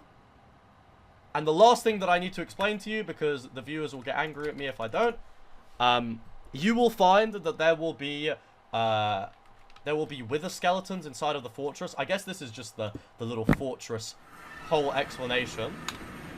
And this is how you kill wither skeletons in, like, the most effective way. Okay, well, I would appreciate if there weren't 3 of them, so I could just explain it normally.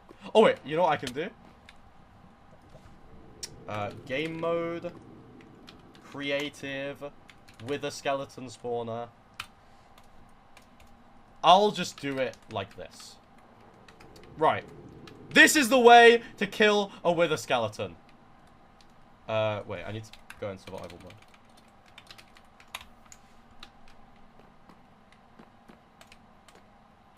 Ah, a wither skeleton is coming towards me. 1, 2, 3. You stack up 3 in the middle of the highway, and then you can just knock them off. If that doesn't work, is that a wither skeleton? No, that is a blaze. Let me just find another Wither Skeleton. If that doesn't work, maybe there's nowhere for you to knock them down into. You can also do this. And just, like, imagine there was nowhere to knock them into. You can just, like, crit them. Two stone or iron axe crits will kill a Wither Skeleton. So, if there's nowhere to knock them into, you can also do that. I know this one was longer, but you're going to really learn a lot, I think, from this one. It's one crit and one normal attack. Oh, I didn't even know that. So you can even just, like, crit once and then just, like, swipe hit. But yeah, that is how to blaze bed, how to kill the blazes, why we open up the blaze spawner, why we play soul sand, and how to kill the Wither Skeletons. You're gonna smash this one. It is so fun to do the fortress. Bye! Okay, nice. Chat, was that good? I think that was pretty good. Blaze bed and blaze fights. Blaze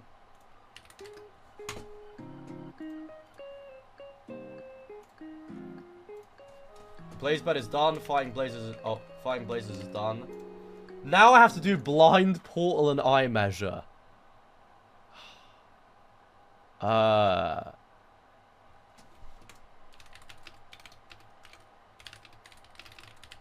not gonna teach her blind portal. I don't think I can explain eye measuring well enough.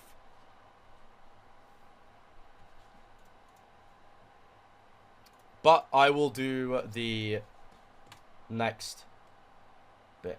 She's going to struggle with that? Yeah, but everyone struggles with it. It's a difficult concept. It's going to be fine. Okay. I didn't know any of these things, so I'm learning too. One in chat if you've learned something today.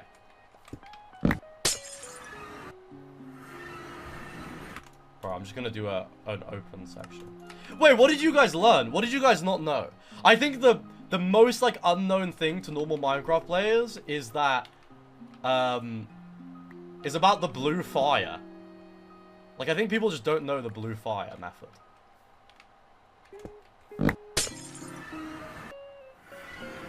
Okay, this is good.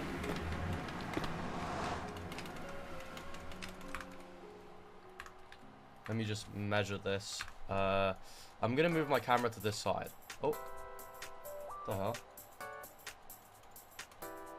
I think my Ninja Brain bot comes up on the right side, hopefully. I just need to measure an eye. I don't even have it open. I didn't think I'd get this far already in this stream. Okay.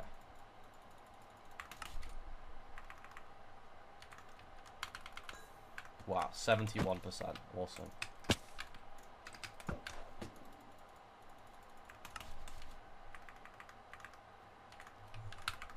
Okay.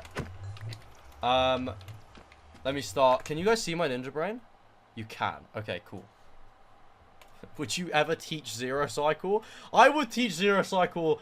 I would love to, but I think we might have to reserve that one just for Theo Bald. I'm not gonna lie. I don't know about all this Zero Cycle shit with KatieB. Alright. Let me... She will get it. Trust me, she won't. But, like, that's not me making fun of her. It's just... let's just not do it. Let's not do Zero Cycle. It's useless to learn. Like, it's so difficult. I'm not even perfect at Zero Cycling, and I've been doing it for 3 months. It's very difficult. Alright. Theo did it? Yeah, I know Theo did it, but he is a different beast, bro. He is so good at Minecraft. Okay, the next section is finding the stronghold coordinates. So I'm going to assume with this video that you already have measured your eye. As you can see over that side of the screen, my calculator is on the screen. And it is telling me that it is at 134 minus 184 in the nether. So what I'm going to do, this is a good habit. You should always remember to splash your fire res before you go into the portal. I'm just going to get some pearls. And Hacks will probably teach you this. I think it's much simpler, so I'm going to teach you this as well. What you're going to do is if you press F3 and C, it will copy the position of where you are, and the calculator will be able to determine which angle you should point to. So if you see the fourth column of the calculator, it says minus 96.15. Now, you open F3. Okay, I'm covering it. I'm going to have to go in another more strange location now. If you go here, if you can see... Can you see this number? This one is your angle that you're looking for. So we should make this the same number that it says when you F3C. So, I'm going to find 96. It is like kind of that way. If you're like not sure, if you F3C again, it should make the number next to it green based on how close you are. Now, it's 225 blocks away. I'm not going to lie, I can't be asked to pearl all the way there. Like, why would I make the video longer for no reason? But you're going to go to the stronghold coordinates. So it's like 134 and then like 184 is like, it's like around here. Right, so you've made it to your coordinates, you know, by pearling, by bridging, all of that stuff. You should be pretty good at that if you're getting to this point in the run already. And this is something that you should remember. You should always build your second portal into the stronghold at Y40. The Y level is this one. This is how many blocks you are above 0. So this is like above sea level. I think it's above bedrock. I don't really remember. They changed it in new Minecraft, so I get confused. But I think you should go to Y40. It's a good habit. So I'm just going to take you to Y40. What you should be ready for is sometimes when you're mining down, it will just open up to land. And you should be ready to like pearl down in case that happens, because it is more likely that you're going to take more fall damage from falling than from pearling. Anyways, as you can see on my Y level, here we go. I've made it to Y40. You mine down 1. You place your obsidian. And here you're just building a usual portal. I mean, this is normal shit. And you should stand on the block that your calculator tells you. So my one says 134, minus 185. So right here, if you see this one says block, it tells you what block you're standing on. That's the right one. Alright, so I'm standing on the right one. And what you have to do is you use your flint and steel, pause the game, and this is very important for the next step, okay? Which will be in the next video. Options, video settings, and you turn your render distance down to 8, and then you find entity distance and make that 50. Then you go through the portal, and here you go. Congratulations, you are in the stronghold.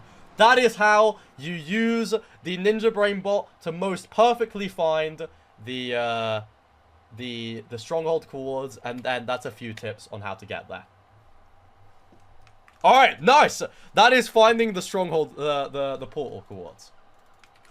I think that one's very easy. Like, it's so light work.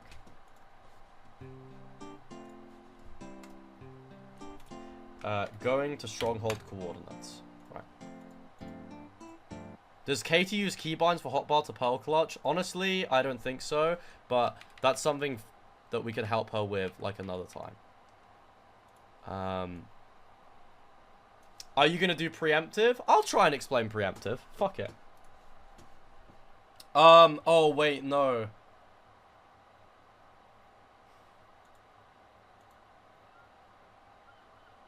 Because you need to know the spikes, right? Like, she needs to do the practice map and learn her own spikes. But all the spikes, like, look the same. I'll just show her how to do preemptive. No? Okay, I know they don't look the same, but they kind of do. Like, streamers, they all have NVIDIA GPUs and, like... It's fine. I'll just show her based on my spikes and give her a few tips about, like, how to navigate the stronghold. You know? But I will also... Okay, no, I know what I'm going to say. We're just going to start. The next thing that I'm going to teach you is a strategy called preemptive. It's called preemptive because you can preempt where you're supposed to navigate in the stronghold before you do it. Now, if you've forgotten whilst you were building the portal, you must always do this. Turn down your render distance to 8 and your entity distance down to 50. This is only a, like...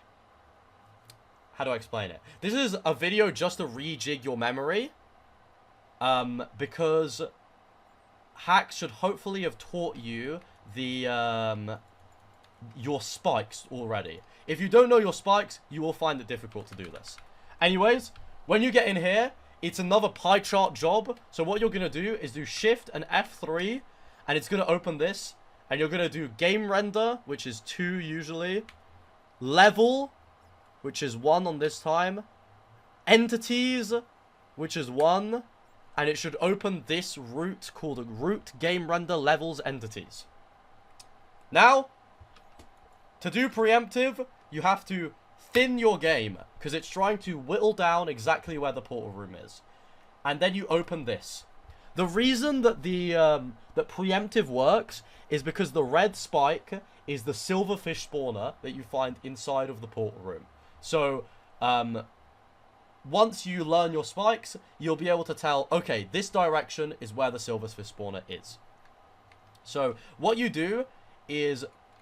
Hacks might teach you a different way, but I'm just going to show you the way I do it. You stay on the thin, and you just go, like, you just do Shift F3 and just, like, look around. Okay. This spike, this 50-50 spike, looks really good. For me, this is a good spike, okay?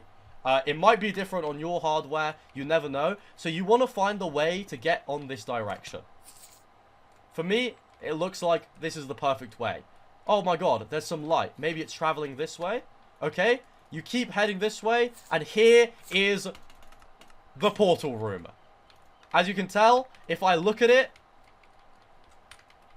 like, the spike is really big, because it can see the spawner, like, right there. And this is, like, how you do preemptive. I think Hacks is just going to explain it to you in more detail, but I thought I'd just at least add it to the guide. The way that you're doing it is opening Root Game Render Levels Entities, learning your spikes, going thin, and then looking around for what you know a spike to be good, and then heading in that direction. You want to always try and navigate through, like, places that seem right, if that makes sense. Like, there was a room before... Like, this is not a right way to go. There's not really a point in, like, walking down here. Whereas when it's, like, more open, there's more doors, like, you might want to start going through that way. Because it gives you more opportunity to find more rooms. And the more rooms that you find, the more likely you are to find the portal room. That is preemptive. I know it's difficult, but Hacks will definitely explain it to you in more detail and help you find your spikes. Okay. Freaking preemptive, there you go.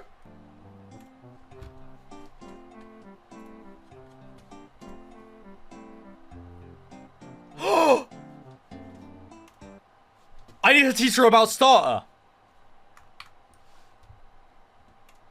Oh my god. One more thing, by the way, that I need to teach you. So, when you do preemptive, that strategy that I just taught you, you always want to be in this room, which is called starter. The way to know that it's starter is because if you walk up these stairs, there's nothing here. Because this is the start of the stronghold. So the first room is called the starter room. And sometimes, when you build your portal, you won't spawn in this room. Because maybe you mismeasured your eye, or the spawn generation is so weird that it puts you above it, or around it, or something weird like that. So, there is 2 ways to find it. Firstly, wow, I really wish there was, like, I'm just going to go here. Okay, first thing that you can do is if you're inside of the correct chunk, which for me, it says it's 67.92. Fucking hilarious. If you're in the correct chunk of your eye, and you're confident in your eye measurement, I am in the correct chunk, you can go to these coordinates in the chunk. If you see here, these are the chunk coordinates. You are trying to go to where one says 5 and one says 4. It doesn't matter if the first one is 5 or the second one is 5. As you can see here, I've just walked into 4-3, so I'll just mine 2 this way, and here I am in 4-5. You can dig down, and being at 4-5 means that you'll land in the staircase without falling straight into the middle and taking a bunch of fall damage. Okay? And the other way to find starter, if you've already spawned inside the stronghold, is looking for the backwards doors. This is very important. If you see here, this door is backwards, which means it's bringing you towards starter. Open this door, you keep running this way. Okay, well, this is a hidden room. It's something else that hacks will probably teach you. But you go through the hidden room, and you're still trying to find these backwards doors. Where is a backwards door? Okay, well, that is fucking annoying that there's only one. Like, where are some more doors? Okay, like... They're fucking annoying as well. This is perfect. This is a complete dead end. Imagine you spawn here and you're like, what the hell do I do? Backwards door, open. Run, run, run, run, run, run, run, run, run. Backwards door, open. Run, run, run, run, run, run, run, run, run. Backwards door. Okay, I'm still not at starter. Oh! There it is. The starter room.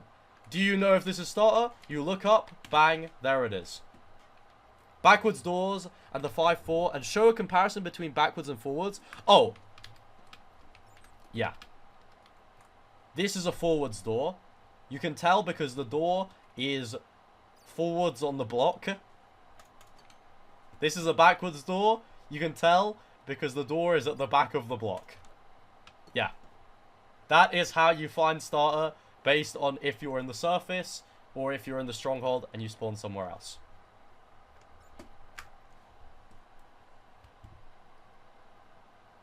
Yeah. Mention that portal room spawns near starter. I think, like, she'll get the gist of, like, 6 rooms and all that shit. Hidden rooms. I think that's more, like, if I'm not teaching her preemptive, I don't think that she should be taught by me on finding hidden rooms and all that shit, you know? I just think it's better. And also it gives hacks some content, you know? Come on. Preemptive done. Death reset. Ooh! This is fun. I just went on the rank wiki to check about village guide. If you don't have hay bales, you always have enough food in villages. Okay. We probably won't be looting village chests, though. It's probably better to just find animals, and also it's a good habit to like light the animals on fire and build above Y48. Second portal should be below 48. Okay, I didn't know that. Thank you.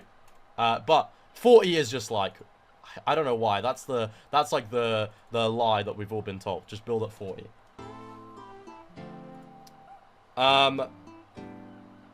Next is death reset. This is super simple.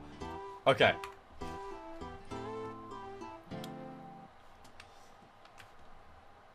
The next thing I'm going to teach you is something called Depth Reset. This is super, super, super useful throughout loads of sections of the run.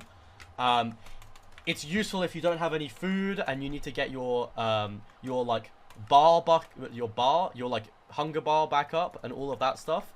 The reason that I'm doing it in the stronghold is because oftentimes people do it right before the dragon fight because it's great to have a lot of health and a lot of hunger for the dragon fight, so you can take more damage if you do anything by accident. The way to do this is very simple. I'm just going to teach you the simple way, because doing the harder way is just annoying. You can just go, like, into a corner, mine 2 blocks down, place a bed, set your spawn, go in here, and then what you're doing is trying to take damage so you die. Usually people do it with pearls. Usually you're lower health than I am right now, so I'm just going to throw some pearls just to, like, take some damage. What you're doing is you shouldn't be throwing it directly under you or directly, like, far away. Just throw it, like, 2/3 of the way through the block diagonally. And the reason that you're doing this is because it makes sure that all of your items will spawn inside of the hole instead of bursting out everywhere.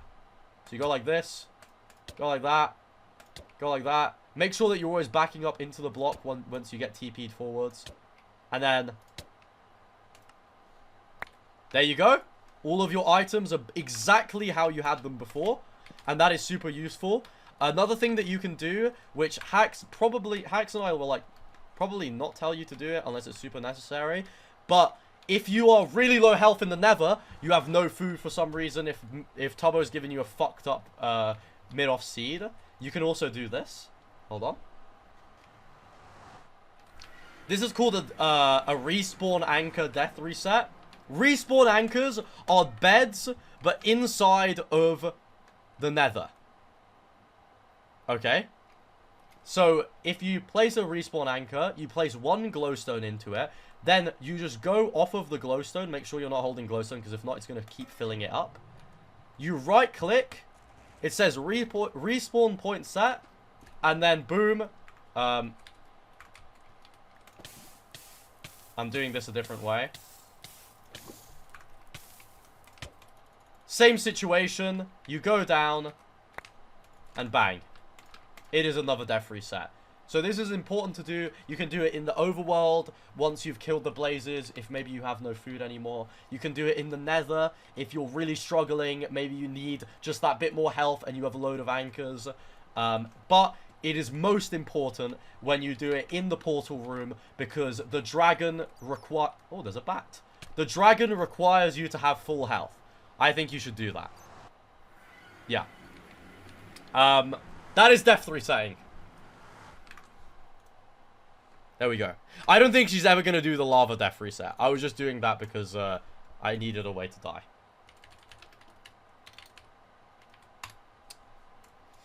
I need to teach her safety bed.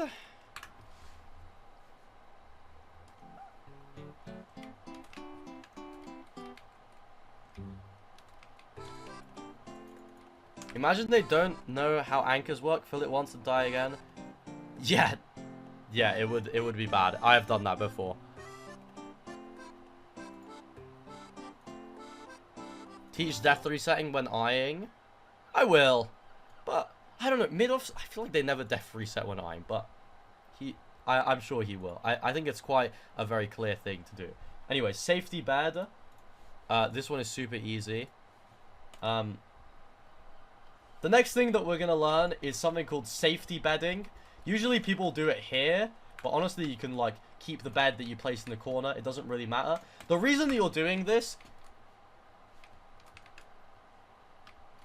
Okay, I don't know where the hell it just spawned me. That was... It does not do that usually, I promise. I don't know what just happened. The reason that you're doing this is because in the unfortunate, like, event that you die whilst fighting the dragon, you... Instead of having to run all the way back to your second portal through the Nether, then navigate the stronghold again, then blah, blah, blah, blah, blah, you can just spawn right here inside the portal room. So, you set your spawn. You go into the end. And imagine... I'll just do it, like, simply. That is something that hacks will teach you, I think, what I just did. But imagine you just die to full damage, right? Ignore that I've spawned through the wall. I promise it's not meant to happen. You spawn back in the portal room. You can go back in. And then imagine there was a big bridge. And you can do this. There is only one thing I need to teach you about safety bedding. Because it ruined one of my friend's lives in the mid-offs. It was very embarrassing. She had to mine for ages. You either have to remember to have enough blocks to bridge over if you don't have any ender pearls. Or, sometimes... When you're speedrunning Minecraft, where the hell is my pickaxe? You spawn inside of like a...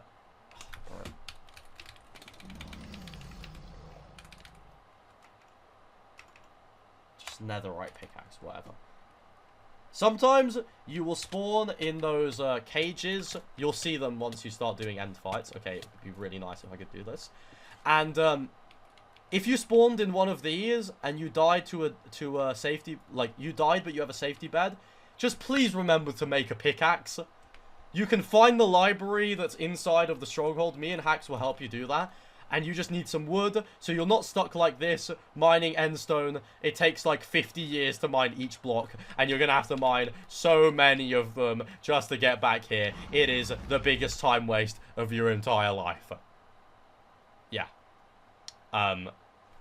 So that is safety bedding.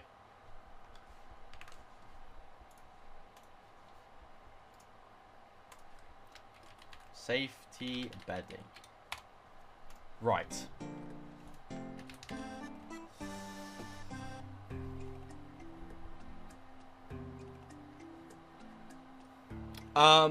Okay, what else can I teach? I've gone through most of it already. Done this, done village, done desert temple, done shipwreck, come back to this later, done this. Scan for bastion, I've done. Navigating terrain. Skincare routine? Ah, shit. Yo, chill. What is a bastion? I've done. I'm not doing any of the bastions myself. Pyre, I've done. Fortress Nav, I've done. Blazebed, I've done. Fighting Blazes, I've done. Go to Stronghold Coordinates, I've done. Preemptive, I have done. Death Reset, I've done. Safety Bed, I've done. The End. I should probably teach her about the end. The only problem is, right, Hacks wants to teach KatieB to always force East-West Perch. So, I just don't know if I have enough of a brain to teach East-West Perch. You know?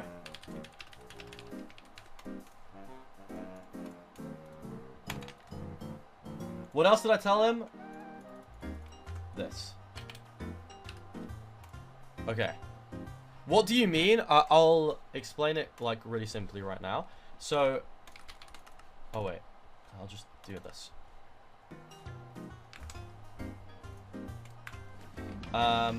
Okay, so... When the dragon perches, which is when it snaps to go towards the fountain, it usually... no, wrong one. It usually comes from the south or north direction. That is how speedrunners have it set up.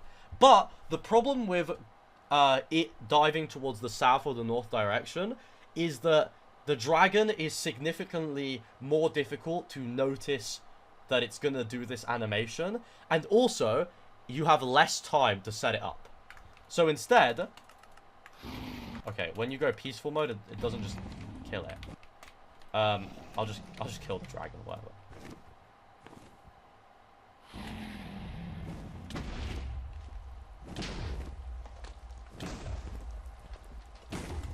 Oh. Okay. Fuck it, we're doing that like that. Okay, I thought that would work. Whatever. If you stand here whilst waiting for the dragon instead of north or south, the dragon will do this really weird spinning animation around either the west tower or the east tower, where it just goes on and on and on, and it goes so high, and then it does a much more clear animation.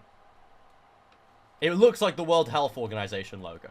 It's just much more clear, gives you a lot more time to pearl in and set up your one cycle. Whereas when you do it like the normal way, it can be more scary.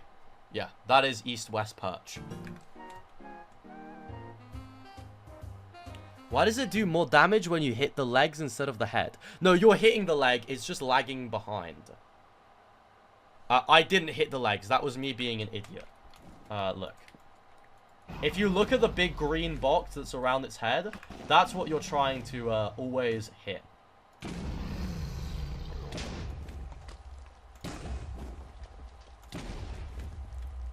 Oh, yeah. That is what you're trying to hit. Right there. It is easier to like show someone than it is to do someone. It is quite a lot of steps to do a 1 cycle. But once you get the hang of it, I mean, like, it's so chill. Okay, that was a really bad bet. I was reading chat. Yeah, I'm just recording presentation stuff for Katie. It keeps throwing me off that her name is Katie, by the way. Bro, the only person I've ever met who's called Katie was KatieBugs, who obviously I know really well. She's one of my good friends, and I keep confusing them. Every time I fucking speak about her, I'm like, am I talking about KatieBugs? The fuck is going on? Isn't East-West gonna nerf her time? Yeah, but it's better safe than sorry. So I would rather she feels confident in every end fight than she loses end fights because of, like, going north-south. You know? Chat, do you think there's any things that I can add to my presentation? Little tips? Like, I can record as many little clips as I want. I feel like there's more stuff that I can teach her. More of my encyclopedia.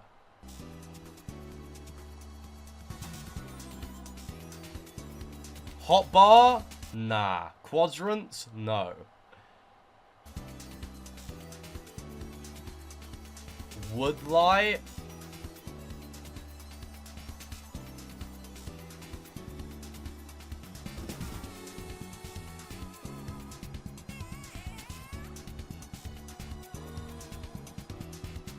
She spam clicks? Okay.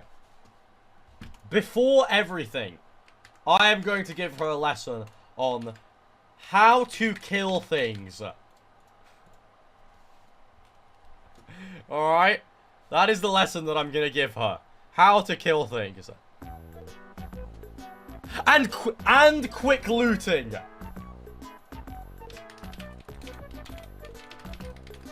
Yes, I'm going to teach her both of those. Because they're actually quick loot. The Feinberg looting method is actually easy to teach.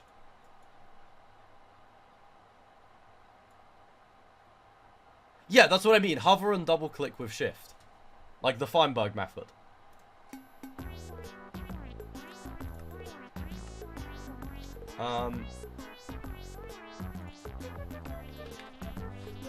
What can I spawn in that, like, doesn't move that much? A pig.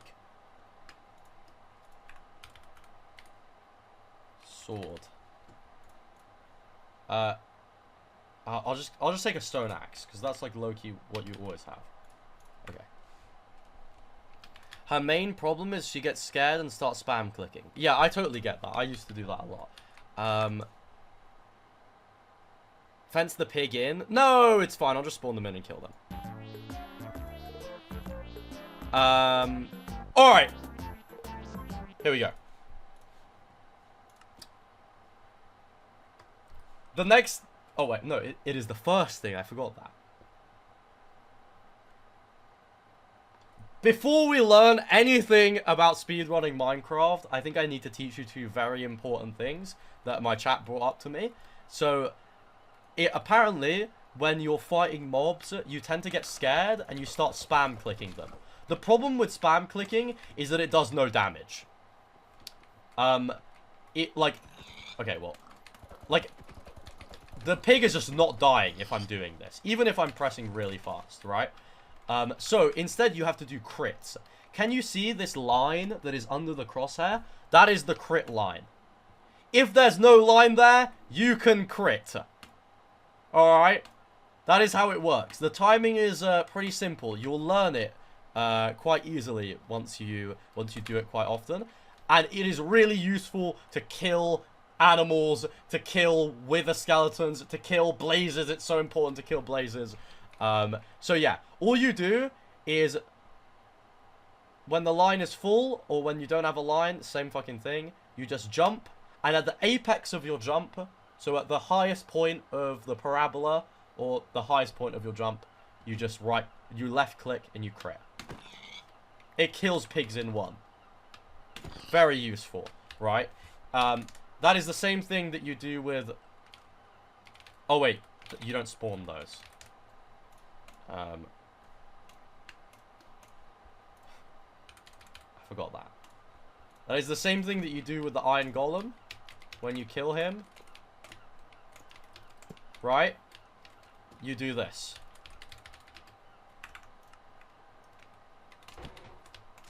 Oh, wait. Why is it not? Well, I can just kill him like this. It's fine. He will be under you. You will be placing not 1, not 2, but 3 blocks. And then... There you go. There's no need to be scared to him. Oh, because I spawned him, he won't aggro? Okay, well, imagine that I'm on 3 blocks. You just need to do this. I didn't know about creative mode. But yeah, critting is very important. You use this for every single mob, and it will save you a lot of time. And if you are scared of... if you're scared of mobs killing you, the worst thing you can do is crit, because it actually prolongs their lifespan, which means it's more scary than if you're not critting them. So it is, even though it seems like the unintuitive thing, you should always be critting instead of spam hitting. Oh. Sorry. I said the wrong thing. I meant to say, it will prolong their life if you're going like this and spam hitting. It is the unintuitive but better thing to do to start critting the fucking animals, critting everything. Whoops, I messed it up, but I think by watching this tutorial, you get what I mean.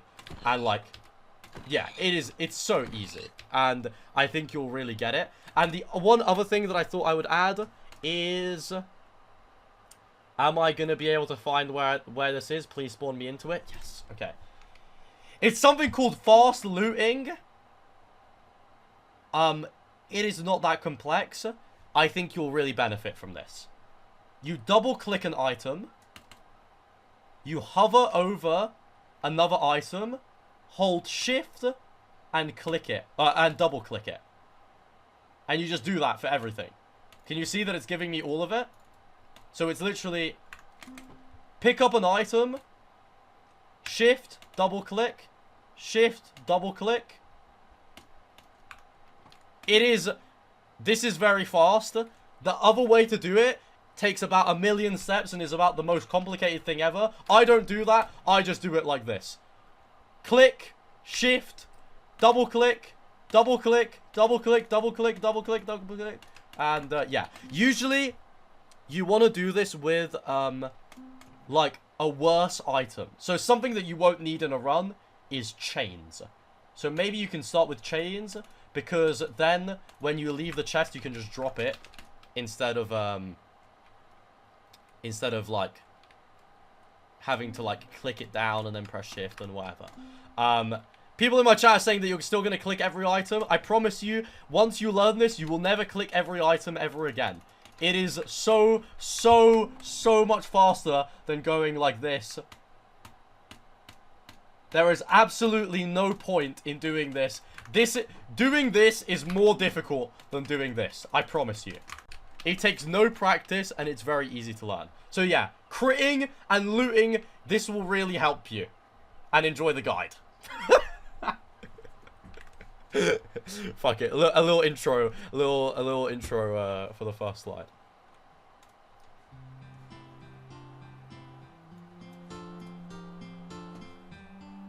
Okay. Right.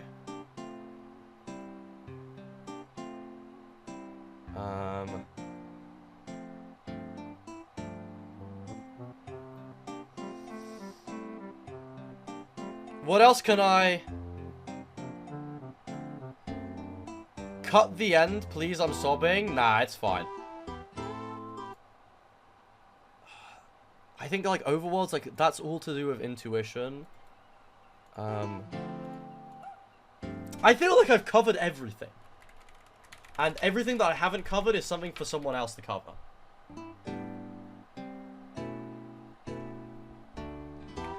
You know?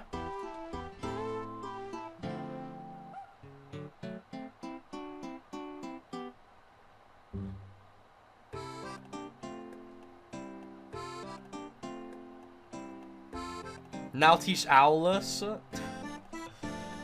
Dude, I'm gonna teach how to BLJ, bro. Speed bridging, honestly, no. Speed bridging is such a risk. There is no fucking point in doing it. Alright, Alright, guys, I'm gonna teach her to zero cycle right now. Hey, KatieB. So, you're gonna do exactly this. Alright? You're gonna open the zero practice map. Press start zero cycle. Make sure your hitboxes are enabled. This is a 1 in 8 zero cycle. I probably don't even know how to do this one. You go to 93. You speed bridge to the middle. Alright? And the point is killing the dragon as fast as possible. There we go. That was 2 beds. And boom. That is how you zero cycle. I hope you enjoy it. We made it! The zero cycle! No, obviously I'm not going to teach her that. Gold picks for when no blocks.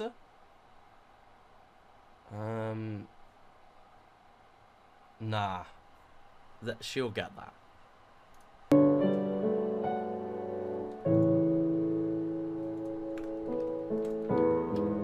What else can I teach her?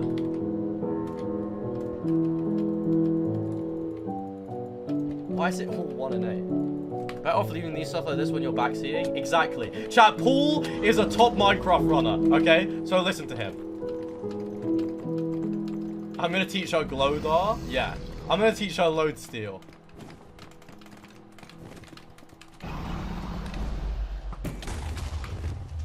Okay, W. Oh, why is it ending my stream? What the fuck?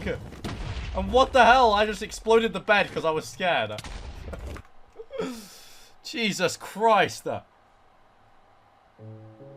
Will you teach her how to loot? I already taught her how to loot.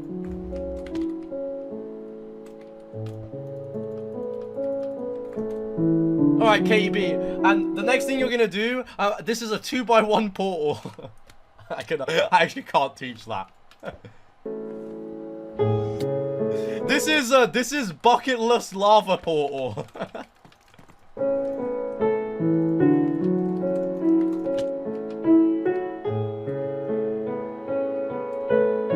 Everything is repeated over and over. She will easily get this by next week. No, genuinely, people were like going crazy saying that she's not going to be able to beat Minecraft. Bro, beating Minecraft in less than 30 minutes, if you learn every single slide, it is the easiest shit ever.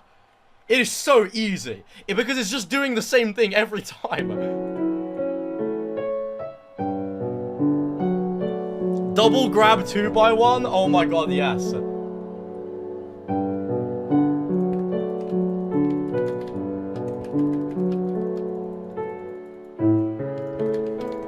I missed. Music is very loud. No, I'm just having a bit of fun. No, I know. I'm just being annoying. Technical stuff can scare her. Nah, well, it's just all repetition. I was really scared about the pie charts too.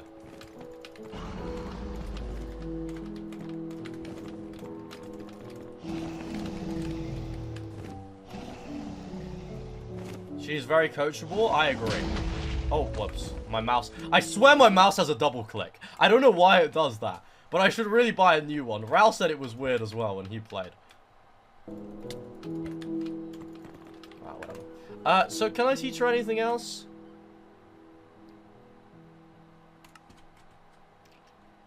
Let me look around the practice map. What is in here? Bro, shut up.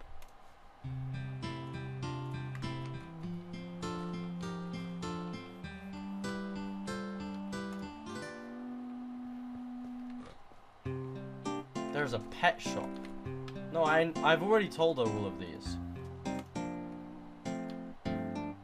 Movement practice. Wait, this is really good for her. Overworld practice. Okay, we should definitely get her doing that. That is really useful.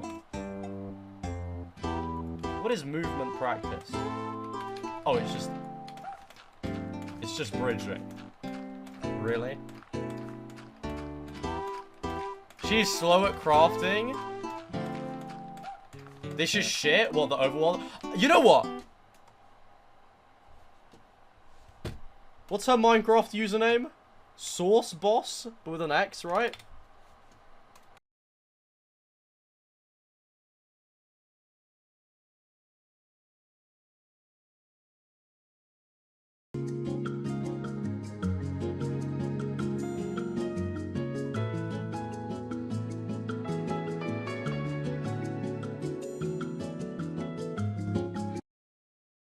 Oh.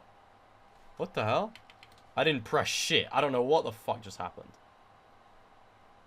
X is not my mute button. Chat, yeah, I'll just buy her the stone pickaxe. And then she can just do the overworlds herself. I'll just buy it for her. How much is it, bro? $3. No!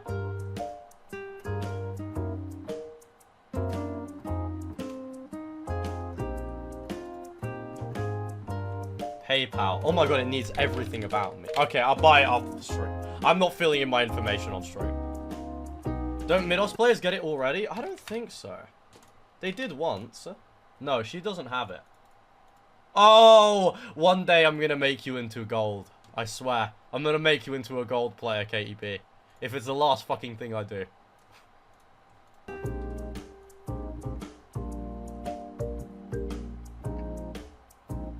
Maybe Theo too? Oh, I can buy Theo a pickaxe as well. That's true.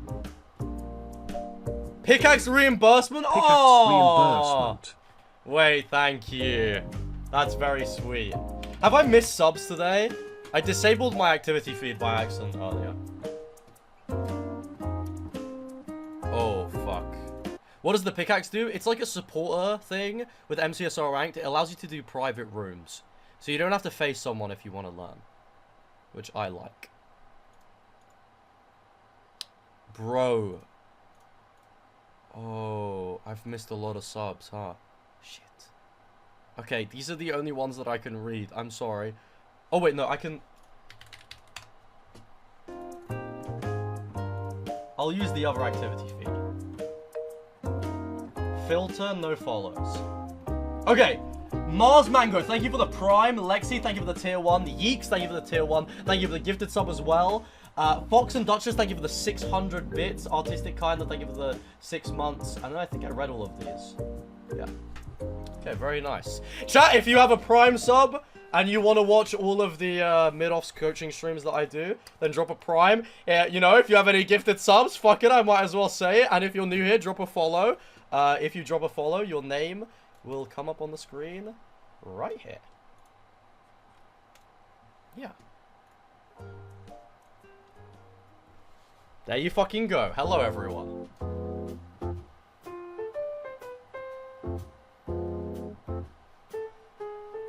W stream. Oh, thank you for the gifted sub, lamb cookies. I've got a party to get to, everybody. But this was really... This was awesome, man. I had so much fun. And I really hope tomorrow, I think KatieB will be free for coaching. I'll make sure that the presentation is finished for her tomorrow. And then we will, I'm going to be doing QSMP Among Us tomorrow. I think I might, like... I don't know when I'm starting, but I'm going to be doing QSMP Among Us, like, 8 till 10. And then Katie said that she can join later to do, like, more stuff together. More coaching, like, actual coaching together. So I think it might be, like, a long stream that goes into the evening. I would love to coach her, and I hope that Hacks can make it as well. Yeah. This has been so fun, man. I had so much fun. I don't really want to end, but I've reached the natural conclusion of what I'm doing, right?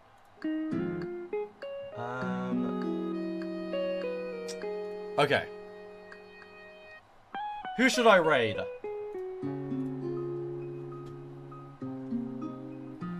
Oh my god, I'm gonna raid my roommate Molly Mellings, guys. How many of you are here? 2,000. Holy shit. I've never raided her with this many viewers. Guys, I'm gonna raid Molly. Go and say hello to her. When you join her stream, drop a follow immediately. I want you to go in there and drop a follow. She is awesome. She used to be in the mid-off, and she played against Ludwig and all that stuff. Drop a follow, and then just say hello, or whatever you want. Yeah. Go say hello to her. Guys, thank you so much for joining me. Again, Hacks, thank you so much for the raid. Thank you for all the follows, all the subs. If you're new here, I will be continuing the mid-offs journey all throughout this week. So, tune in any fucking time. I'm probably going to be focusing on Katie a lot. Hopefully, we'll get to do some proper practice streams together. And I will be live tomorrow with QSMP Among Us, and then our first coaching session with KatieB. Chat! Thank you so much, right? Go say hello to Molly. Remember, drop her a follow.